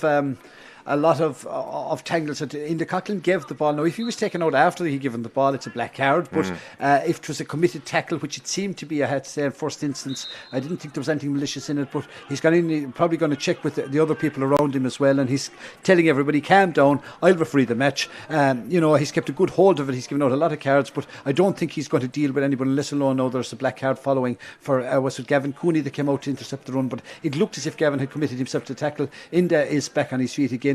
Great old warrior for the Kilmurray Bricken lads, and Martin Frawley's coming out there to join his Tuppen Tapney worked into the discussion as well. And I think Wayne has signalled we'll go no further. We'll have a yellow or a water break now. 17 minutes 37 seconds into the second half. Kilmurray, will know that they've one step now in the county semi-final.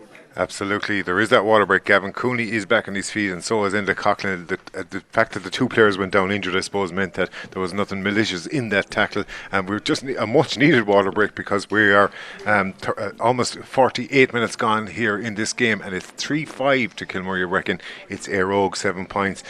And again, look, we talked about it last night for Milltown. It's just those goals, and I suppose the timing of them, too early in the first half, and then the Keelan Sexton penalty right in the second half. I'm quite sure it made waste of Paul Medlin's half-time chat. We're going to get back in, we'll get the first goal, and all of a sudden you're another goal down from the penalty. But penalties are one thing, you have to earn them, but you have to convert them as well. Keelan did that. Keelan now has a goal and 3 points to his name. One, the penalty, a converted free, 2 points from play. Dermot Coughlin has won 1 from play, obviously. Daniel Walsh, who's been my star player so far, a player with immense potential, and the more we see of him, the more impressed you'd be of him. Like somebody you'd imagine that must be on Colm Collins' radar.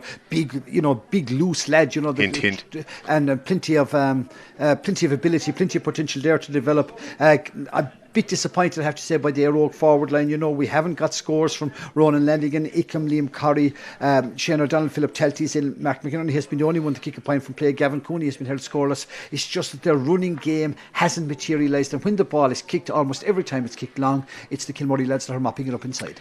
Absolutely, and Eire, I suppose they did promise so much, but they haven't. And it's just at this stage, it's double scores, right? It's 14-7, so it's a long way back for Eire, and all no form so far. It's very difficult to see how they're going to get a goal because they haven't had any chances really. No, that half chance that Gavin had a cut at in the first half that David Sexton parried to his left, Kilmurray had closed the door, and you have a very experienced full back line inside there, and then you're aiding that and abetting it by Martin McMahon, who played up there for most of it, and then Enda Coughlin, who'll go back in, and Enda won't have to race up and down the field. The engine mightn't be there any longer, but he'll stay put, and Horst will say to the likes of Darren Callan, you have plenty of ability there to go on from here. So he'll go back in. Martin McMahon Mahoney's out there urging him on as well. He said, lads, we've 1 foot in the county semi-final. Kilmurray, will feel that the little bit of luck deserted from last year when that game was in the offing with Dunbeg in the replay. Darren Callan, if you remember, kicked a mighty effort from distance. Sean O'Brien took it down off the bar. Milltown went on to win the championship, and I'm sure Kilmurray, if there's any team they want that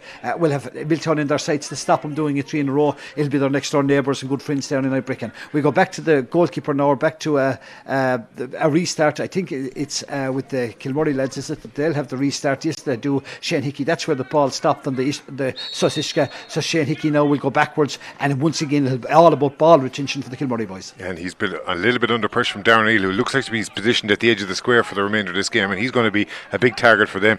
Just a bit of a bonus for Eire Ogan that they're back to 15 players. Conla Hannafin hasn't come back on the field, but it does mean that Colin Smith, who's wearing the number 23 jersey, is in instead, and he's a big man as well. So they're going to play 15 on 14 for the remainder of this game, but maybe not. There was a high challenge on David Sexton. It looks like Philip Talty, Wayne King is going to take out his book, but maybe it's only a taken at the moment. Kilmurray Brecken anyway have a free in their own full back line. It's Shane Hickey that gets underway, looks for his brother Darren, and Darren has it about halfway, shrugs off what looks like an illegal challenge he had with the ball. Yes, it'll probably mean a card as well. I don't know that he'll leave back his hand, or and there's a push afterwards. Yeah, it's just gone a bit messy now, and it could very well be a hot ball. Dermot Coughlin is going out remonstrating with Robbie Hart, and it'll suit Kilmurray now to slow it down. It's up to Eire Ogan to push the pace a bit to get the scores, because Kilmurray don't necessarily have to score a whole pile in the last quarter. They just have to keep the Eire Ogan boys at bay. I don't know that he'd give a yellow card. He's waiting for Darren to get up. That's why Darren isn't getting up. No, I don't think he has. I don't think he gave him a No, yellow card. he didn't. Darren is in a bit of bother, so Wayne King is going to stop the play and say, right, no, up you go. We have to carry on without you. I'm sure Darren will go straight back into the square. That's his home, right around the square, protecting David Sexton's goal. And Eire Ogan now have pushed everybody up the field. They need scores, and they need them quick. They do, and there's going to be a ball lofted in towards the square where Darren O'Neill is lurking. He does win it slightly. It's like basketball inside, and he gets a shot away, but managed just to get outside the right post, and that was an opportunity for Eire Ogan to try and get a lifeline in this game. They're 7 points down. It's 3-5 to 7 points, and we're 22 minutes into the second half, but there should be a lot of injury time and to be added on at the end, including that water break, injuries, incidents. We've had so many, and the scoring hasn't been high, but it would certainly been an instant packed game so far. Most definitely, and Darren O'Neill, with that amount of bodies in there, you need a good bit of luck. Generally it has to be straight off the break, and they hobbled around the place. They've turned over the ball again. Liam Curry, Liam has given good service there to Eire Ogan down through the years in both hurling and football. He's got broken aside Aidan McCarthy. Eire Ogan, as I said, they will not give up the ghost. County senior hurling teammates, and he gives it off to Mark McInerney. He looked to be come off. There's a bit of a scramble inside there, but Eire Ogan do have the ball. Tried an initial shot. Mark McInerney looks for a point, but that's very wayward, and Darren O'Neill is going to do well to keep that in, and he doesn't. Unfortunately for Eire Ogan, they did have a second goal opportunity there. It kind of ricocheted around inside in the square. It actually came off his own player inside there. It looked like to be Ty Kinnan that it might have come off the back of, and Eire Ogan just not getting any breaks at the moment. No, not getting the breaks, and they needed a goal to get him back into the game, just to give the team a bit of confidence as well. 7 points is a big margin. Kilmurray would consider a 2-point lead a big lead, so they've been around the block so many times. There'll be nothing foolish back there in the Cockton. We'll have everybody on their toes, everybody playing to the game, keeping possession of the ball, and Keelan comes looking when they need leaders to bring the ball up the field. Keelan will keep the possession of the ball. He finds a runner and once again lift it, slow down the tempo. Once they've the restart reclaimed, it's all about keeping possession of the ball and finding the man on it. Remember, they're playing one man less, but Darrell Sexton took his eye off the ball, I'm afraid, then pulls down McInerney, so quite rightly Wayne King points to the Kilmurray goal. And here Eire Ogan go on the attack, and it's Aidan McGrath in the centre, just around 40 metres out. He gives it off the ball, and that's looking for Darren O'Neill again. Instead it's Gavin Cooney, and Gavin Cooney, was it Gavin Cooney? At least he got a point off his left leg, yeah. Got a point there, and that brings the gap back to 6, but it's still a long way back for Eire Ogan here. It's 3-5 to 8 points. We're 54 minutes of the game gone, and Eire Ogan once again have taken over possession. They've turned them over. It looks as if Mark McInerney has made his way off the field on the far side. Eire Ogan running the changes. Tom Russell there giving him a clap on the back. So we're looking at 24 minutes gone now in the second half, so there could be another 10 minutes left in this match. We'll find it out. The referee is signalling, because I think it's Niall Hickey that's warming up here in front of us. John Brew, the secretary up there in Kilmurray Bricken, has handed the slip of paper. Niall will go out and we'll just follow the play, and whoever will be coming off won't be coming off at any great pace, I've no doubt, but it looks like it's Andrew Shannon that's going to make way. Andrew Shannon makes way here, and it's a more experienced substitute that goes on in Niall Hickey. He joins his brother Shane and Darren, and we're 55 minutes into this game, and it's a kick out for David Sexton. He's looking for Aidan McCarthy. He's under a bit of pressure from Colin Smith, but Aidan McCarthy does pick it up at the second attempt, gives it off to Shane Hickey. Shane Hickey is in his own full back line, checks around again. His options are fairly limited. He's put under a small bit of pressure here from Ty Connellan, and he has to give it back to the goalkeeper, David Sexton. David Sexton, he's been followed by Darren O'Neill, which makes him run a small bit faster, and Eire are putting on a lot of pressure here, and they get another free for that persistence. The ball has been kicked over towards us here in the stand, but it's going to be an Eire free and another opportunity to eat into that deficit. Yeah, and they should fancy Gavin Cooney again, should bring it down, you'd imagine, down to 5 points. They will have another couple of moments, because Eire have enjoyed absolute domination and possession the last couple of minutes. You could see David Sexton is finding his men. This one has gone in now just outside the arc, so it'll be an opportunity now. Wayne King is coming out to have a word with somebody else, but the referee has said, or the linesman has given him the go ahead to go back with it. So Gavin Cooney now off his left leg, you would imagine he should slot this. We should be looking at a 5-point game as we edge ever closer to the 26th minute here of the second half, but quite a long way to go. Absolutely, Eire are coming back into it, but let's not forget they're 15 on 14 at the moment. Eire having that extra man, but they have a long gap to try and make up here. They're 6 points down, and Gavin Cooney's looking to cut that back to 5. He does so on this occasion, just inside the right post, and Gavin Cooney has been their top scorer in both their championship games so far. It's 3-5 to 9 points. That's 14 points to 9 as we're just coming up to the 57th minute, but we're going to have a lot of injuries. There's another man down here, Shane O'Donnell and Kieran Morrissey, trying to get it to know each other. And another one goes down again. Shane Daniels on the field, the only survivor for Eire off the 2006 county winning side. Now there's 2 men down in Shane O'Donnell. There's men dropping all over the place. I don't think it's the heat. I think that's Aaron Fitz has come into the team for Eire as well. Is that correct? 29? Yeah, that's Aaron Fitz who makes a comeback, and the Eire are just throwing everything at this one. The umpires are a bit unsure about it.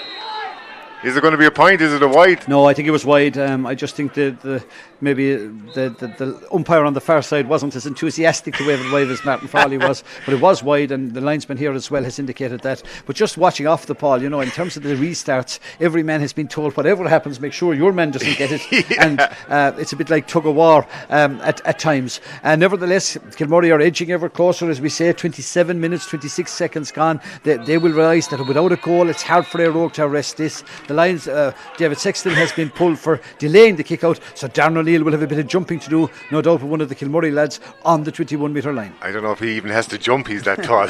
But he's definitely going to be in for the throw, and that's a certainty here. It's on the 20 metre line, and we've had so many incidents, so you have to keep your eyes on the ball and off the ball. Darren O'Neill does win it, but he doesn't hit it to a teammate, and it's Kilmurray Bricken that break the siege, because they've been under siege here for the last 5 or 10 minutes. They are down to 14 men. Martin McMahon getting a straight yellow red card, but they do have possession, and they are 5 points to the good. And it's they're playing around in their own full back line at the moment. They are under a small bit of pressure, but they seem to be a little bit more comfort because they've got a man over on this side. It's Mark Killeen on about his own 40 metres out from his goal, and he's trying to make ground. He gives Aidan McCarthy, but that again is intercepted. Eire have been tenacious here in the last quarter, and it's Aidan McGrath. He's lofting it in towards Darren O'Neill. He's going to have to be good here. He does get afflicted, but there's not enough. Darren Hickey good enough to give, and it gives a 45. Darren Hickey just done enough there, Joe, to when you have Darren O'Neill behind you in particular, because he's such a big man, and what he didn't want to make sure the ball didn't drop in, so as long as he could get his body between it gives an opportunity. But it will give Darren, he'll kick the 50 himself, it will give him a chance to bring it back to a 4-point game. And remember, there's probably another 5 or 6 minutes remaining, so if they can bring it back to one score, we could be in for a frantic last couple of minutes. Right now, Darren O'Neill has to nail this 50. Eire have taken over entirely possession of the ball, and I think he said about the 7 minutes. Is that right? Has he indicated 7? He certainly rose 2 fingers. We'll see, or 2 hands. We'll stay with the play. That's unfortunately gone wide there for Darren O'Neill.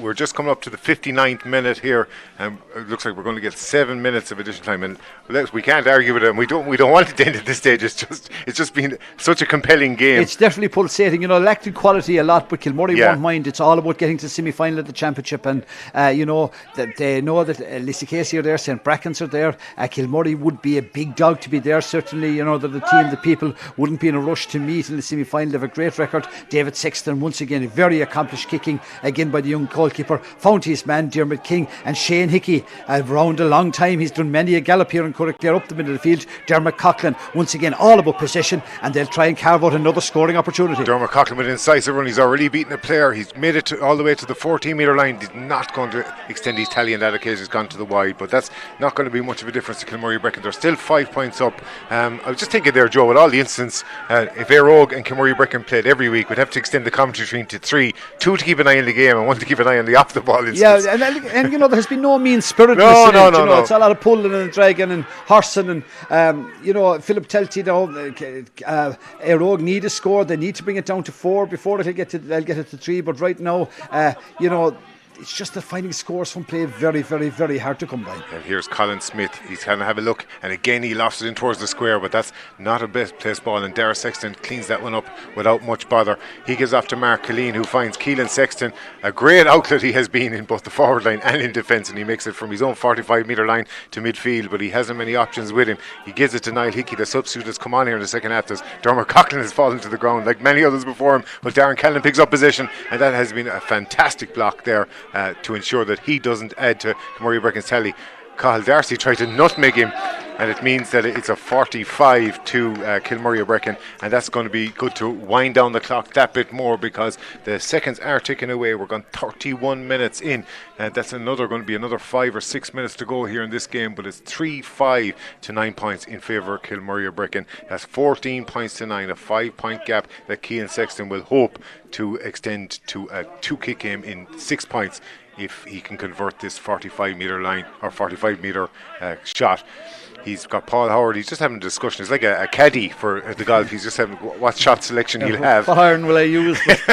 Keelan's radar has been spot on so far. He's kicked many a score into that goal, and has already notched that penalty with aplomb. He's already kicked 3 points, one of those from frees as well. So he'll fancy his chances from here. It's quite a distance though, but Owen, you're right in line with it. Yeah, and here's Keelan Sexton.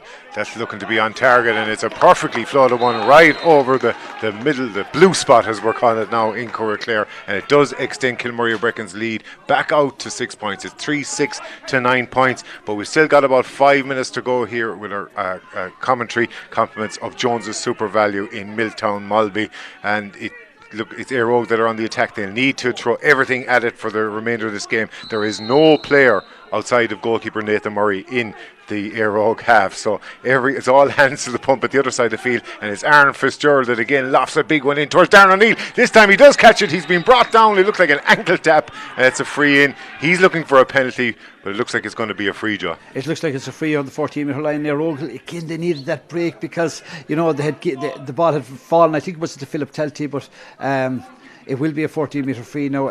Darren Hickey, I don't think he's on a yellow. No, it's on a black card, so he's been pulled down. So Darren goes off the field, and it looks as if it's going to be a 14-metre free. Yeah, Kilmurray Brecon about to finish this game with 13 men. Darren Hickey just gone off with a black card, and Wayne King just having a bit. There's a lot of discussion there. There's a lot of players in the huddle, but at the end of it, Eire are going to have what is a 14-metre free.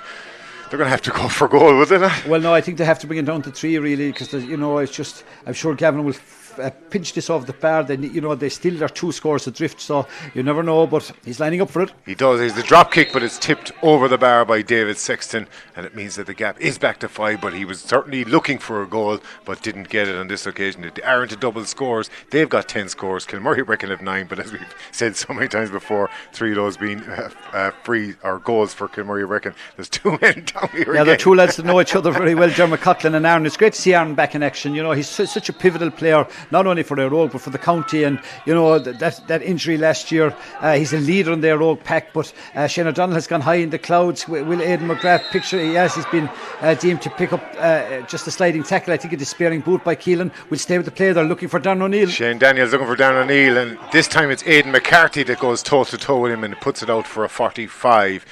Shane Daniels there with a lofting ball. They're looking everything in towards Darren O'Neill, as you'd expect, a towering figure there at the edge of the square. We're 4 minutes into injury time here of a possible 7, and Eire Og are underway. Kieran Cooney, it's going to be retaken, I think. They want to go back out there. Eire Og don't want to waste any more time. It's Aaron Fitzgerald is going to take this 45 metre free, and he's going to leave it to Gavin Cooney. All 13 players that Darren Cannon is a lone voice up here. He's like a beacon. Will stay with it. Gavin Cooney from distance looks as if it's going wide.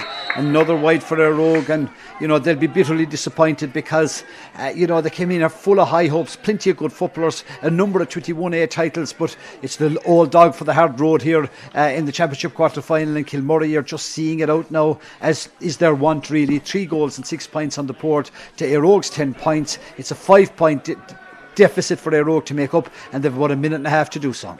The social distancing is not a factor here in Clare. The players are literally wrestling each other in pairs. It's like a training drill, but it's Kilmurray Brecon that crucially have the ball and have a 5-point lead as we go in. Aaron Fitzgerald does pick it up, and he's the only man in his own half at this stage.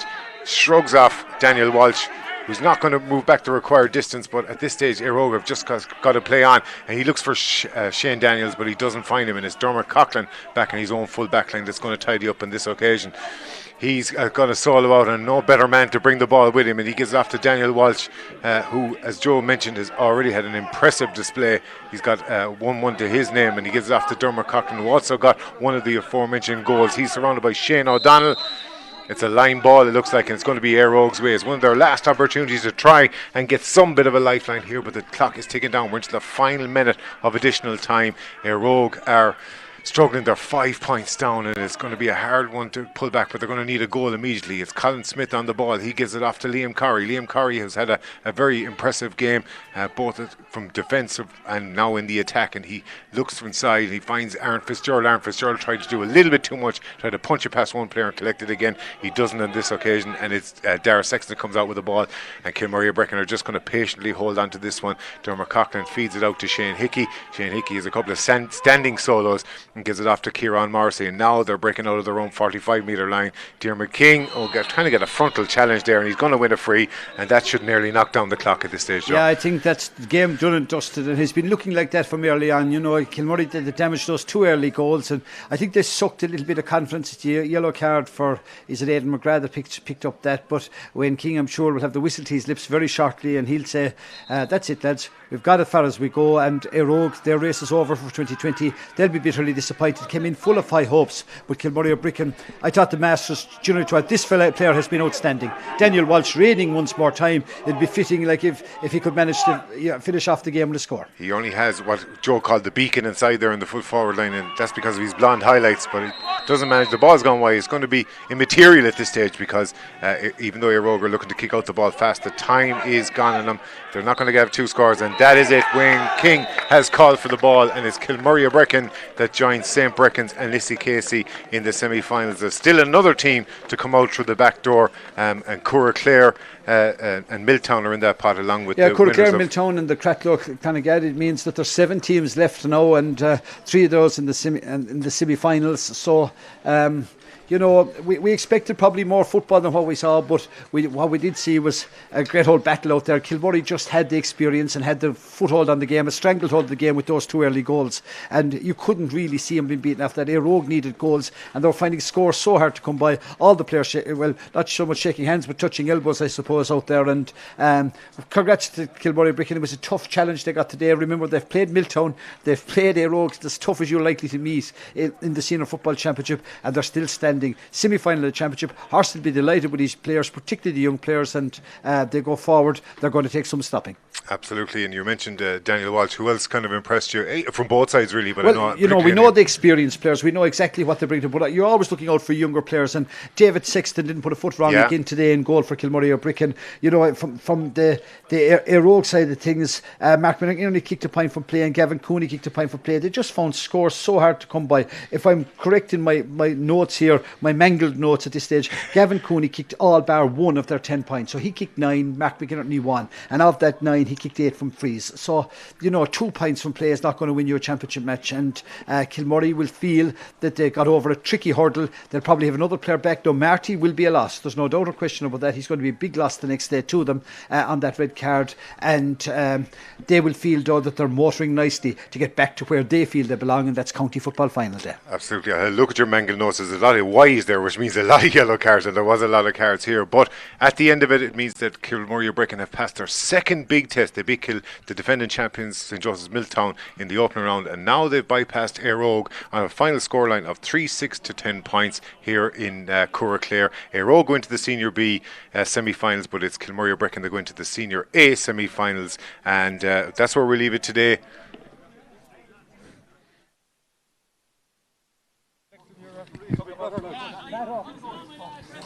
And thank you and welcome back here to pitch side for a full-time score here. It was 3-6 to Kilmurray Bricken, 10 points to Eire. I suppose, David, it was definitely a bit of banter going on there. We're sure close friends from Kilmurray Bricken, but I suppose I think I asked Martin just before the start of the second half that if Kilmurray got a goal, it would be game over. Yeah, it was, and it was something we said all before the game. Like, if Kilmurray were given the opportunity of dictating the play, this is what was going to happen, because it's a very young and inexperienced Eire team. They learn an awful lot from today, because it was an education in how to manage a game. Even when Martin McMahon was sent off, nothing changed. They just played. Even the young lads, you can see with Kilmurray, they've bought into the whole thing. Keep the ball. No one shoots under pressure. I think it was 2 wides, last one kick out. The basics that you have to do. They had it off to a tee, and that's probably where Eire fell down a little bit. But Kilmurray, they have their game plan. From a long way out, it was done. Eire needed to start. Kilmurray got. And once they went 4 or 5 points up, it was over then. I suppose, Martin, as you see Kilmurray Bricken warming down there now, I suppose we were just discussing that there was no real scoring threat for Eire in the first 45 minutes. Did they maybe have a bit of an error not putting Darren O'Neill into the square? Well, the way the game was progressing, it looked like that, because as you said, they didn't have any great threat inside. Kilmurray defence was playing very well, crowding them out and not giving them any space. And when they moved down in there in less than 12 minutes, even though they didn't get a goal, the threat was always there, and there was always danger any time the ball went in. But ultimately, they didn't succeed in trying to get the goal. I suppose, David, now Kilmurray Bricken move into the draw along with Lisa Casey and St. Brecken's. They're very happy now after this. Now they've had two games in the championship, beat the county champions, beat, I suppose, what we thought was a pretender to their crown. Yeah, and a big thing for them is now, like, you'll have Key King, you'll have a couple of weeks. Like, Kilmurray have a lot of older players. They'll love that, having the few breaks. They can say it's like pre-season, they might take this week off and build again. So they have that off the tee. It's a big thing for them. And I know, even talking to a few of them earlier in the championship, they wanted to this break, so it sets them up now. The younger players in the panel will be roaring. They've met for games. David Sexton want to play a game tomorrow. Daniel Walsh wants to, because these lads are crying out for.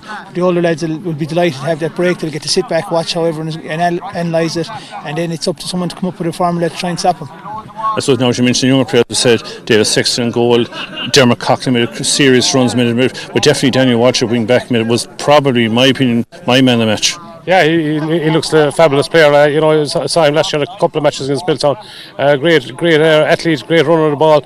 And, the great thing about him is he usually keeps his head. He does the right thing. He either lays it off short or, a good kick pass into one of his forwards. But, a player who's definitely progressed fantastically well in the last 12 months for Kilmurray. I suppose from Eire's perspective, they couldn't get a goal. They couldn't buy a goal.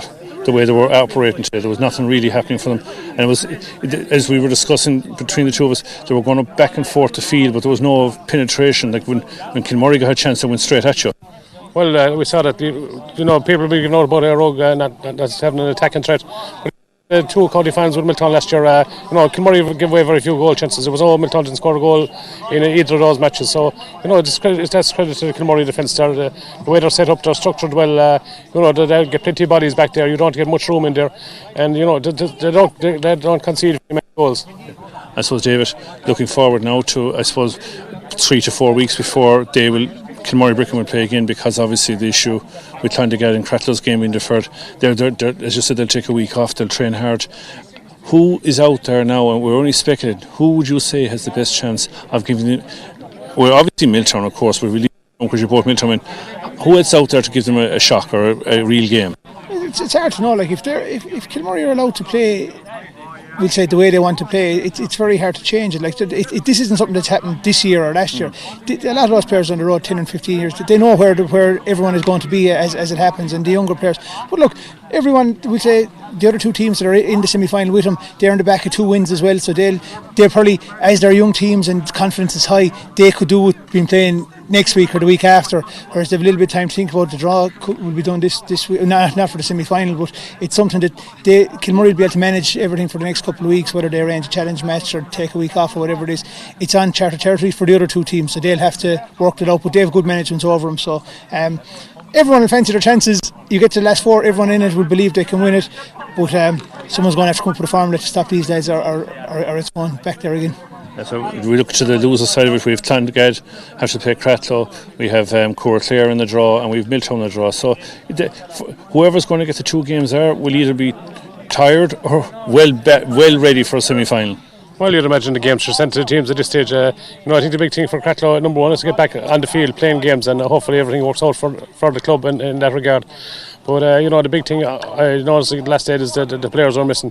Augie Murphy, Sean Collins and Colin McInerney. If they get those players back, Cratlow are match fine, but providing that the amount of matches doesn't catch up with them. Definitely, if Colin McInerney was playing the 2 points, would surely be worth it. I suppose finally, before we conclude, it hasn't been a bad weekend. In fairness, most games were competitive enough. Yeah, well, it's good attacking play. Like both teams today tried to attack.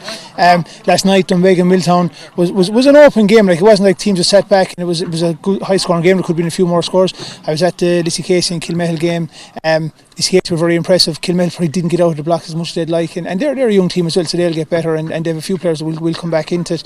It was a good the high scoring back in Dunbeg as well today. So it's been a good weekend maybe not a great weekend for defensive coaches, but a very good weekend for people going to getting value for watching games or something like that. So it's something, and it augurs well for the rest of the championship. The games seem to be open, and conditions are probably ideal this weekend. Maybe in a month's time it could be a little bit different, but it's been a good championship. I think anyone that's seen the games will think that the quality has been reasonably good. Another result in was Shannon Gales defeated Kilfenor 2-11-2-6. Probably would that have been an expected scoreline? Yeah, probably would. Shannon Gales came close to winning the championship last year. Like they were unlucky in the semi-final, so they'd have been building. Kilfenor wouldn't have the biggest panel in the world, so obviously wasn't that game, but they'll battle away. It's unfortunate for them, but Shannon Gales will be one of those teams, along with Kildare and Bearfield, Corvin.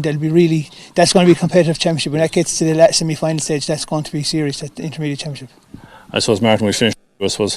I suppose Cusack Park now become the mecca, I suppose, for semi-finals, or would you see any of these teams like to come back to maybe more the provincial venues?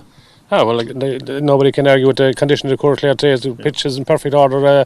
Luckily enough for the weather, it's calm day and ideal for football. But I presume for with this virus, that the most of the matches will go back to Cusack Park, and I just hope that people get a chance to go and see them, because it's unfortunate due to the circumstances that people can't go to these matches. Every club follower is love to see their team playing the county semi-final, or so. Hopefully things will improve in the next few weeks and might get numbers back up to some degree. And that's coming from 2 publicans. So listen, final scoreline here was close publicans. So final scoreline here is 3-6 to Kilmurray Bricken, Eire 10 points. My thanks to David and to Martin, and we'll hopefully talk to you again next weekend for the quarterfinals of the hurling. Stay.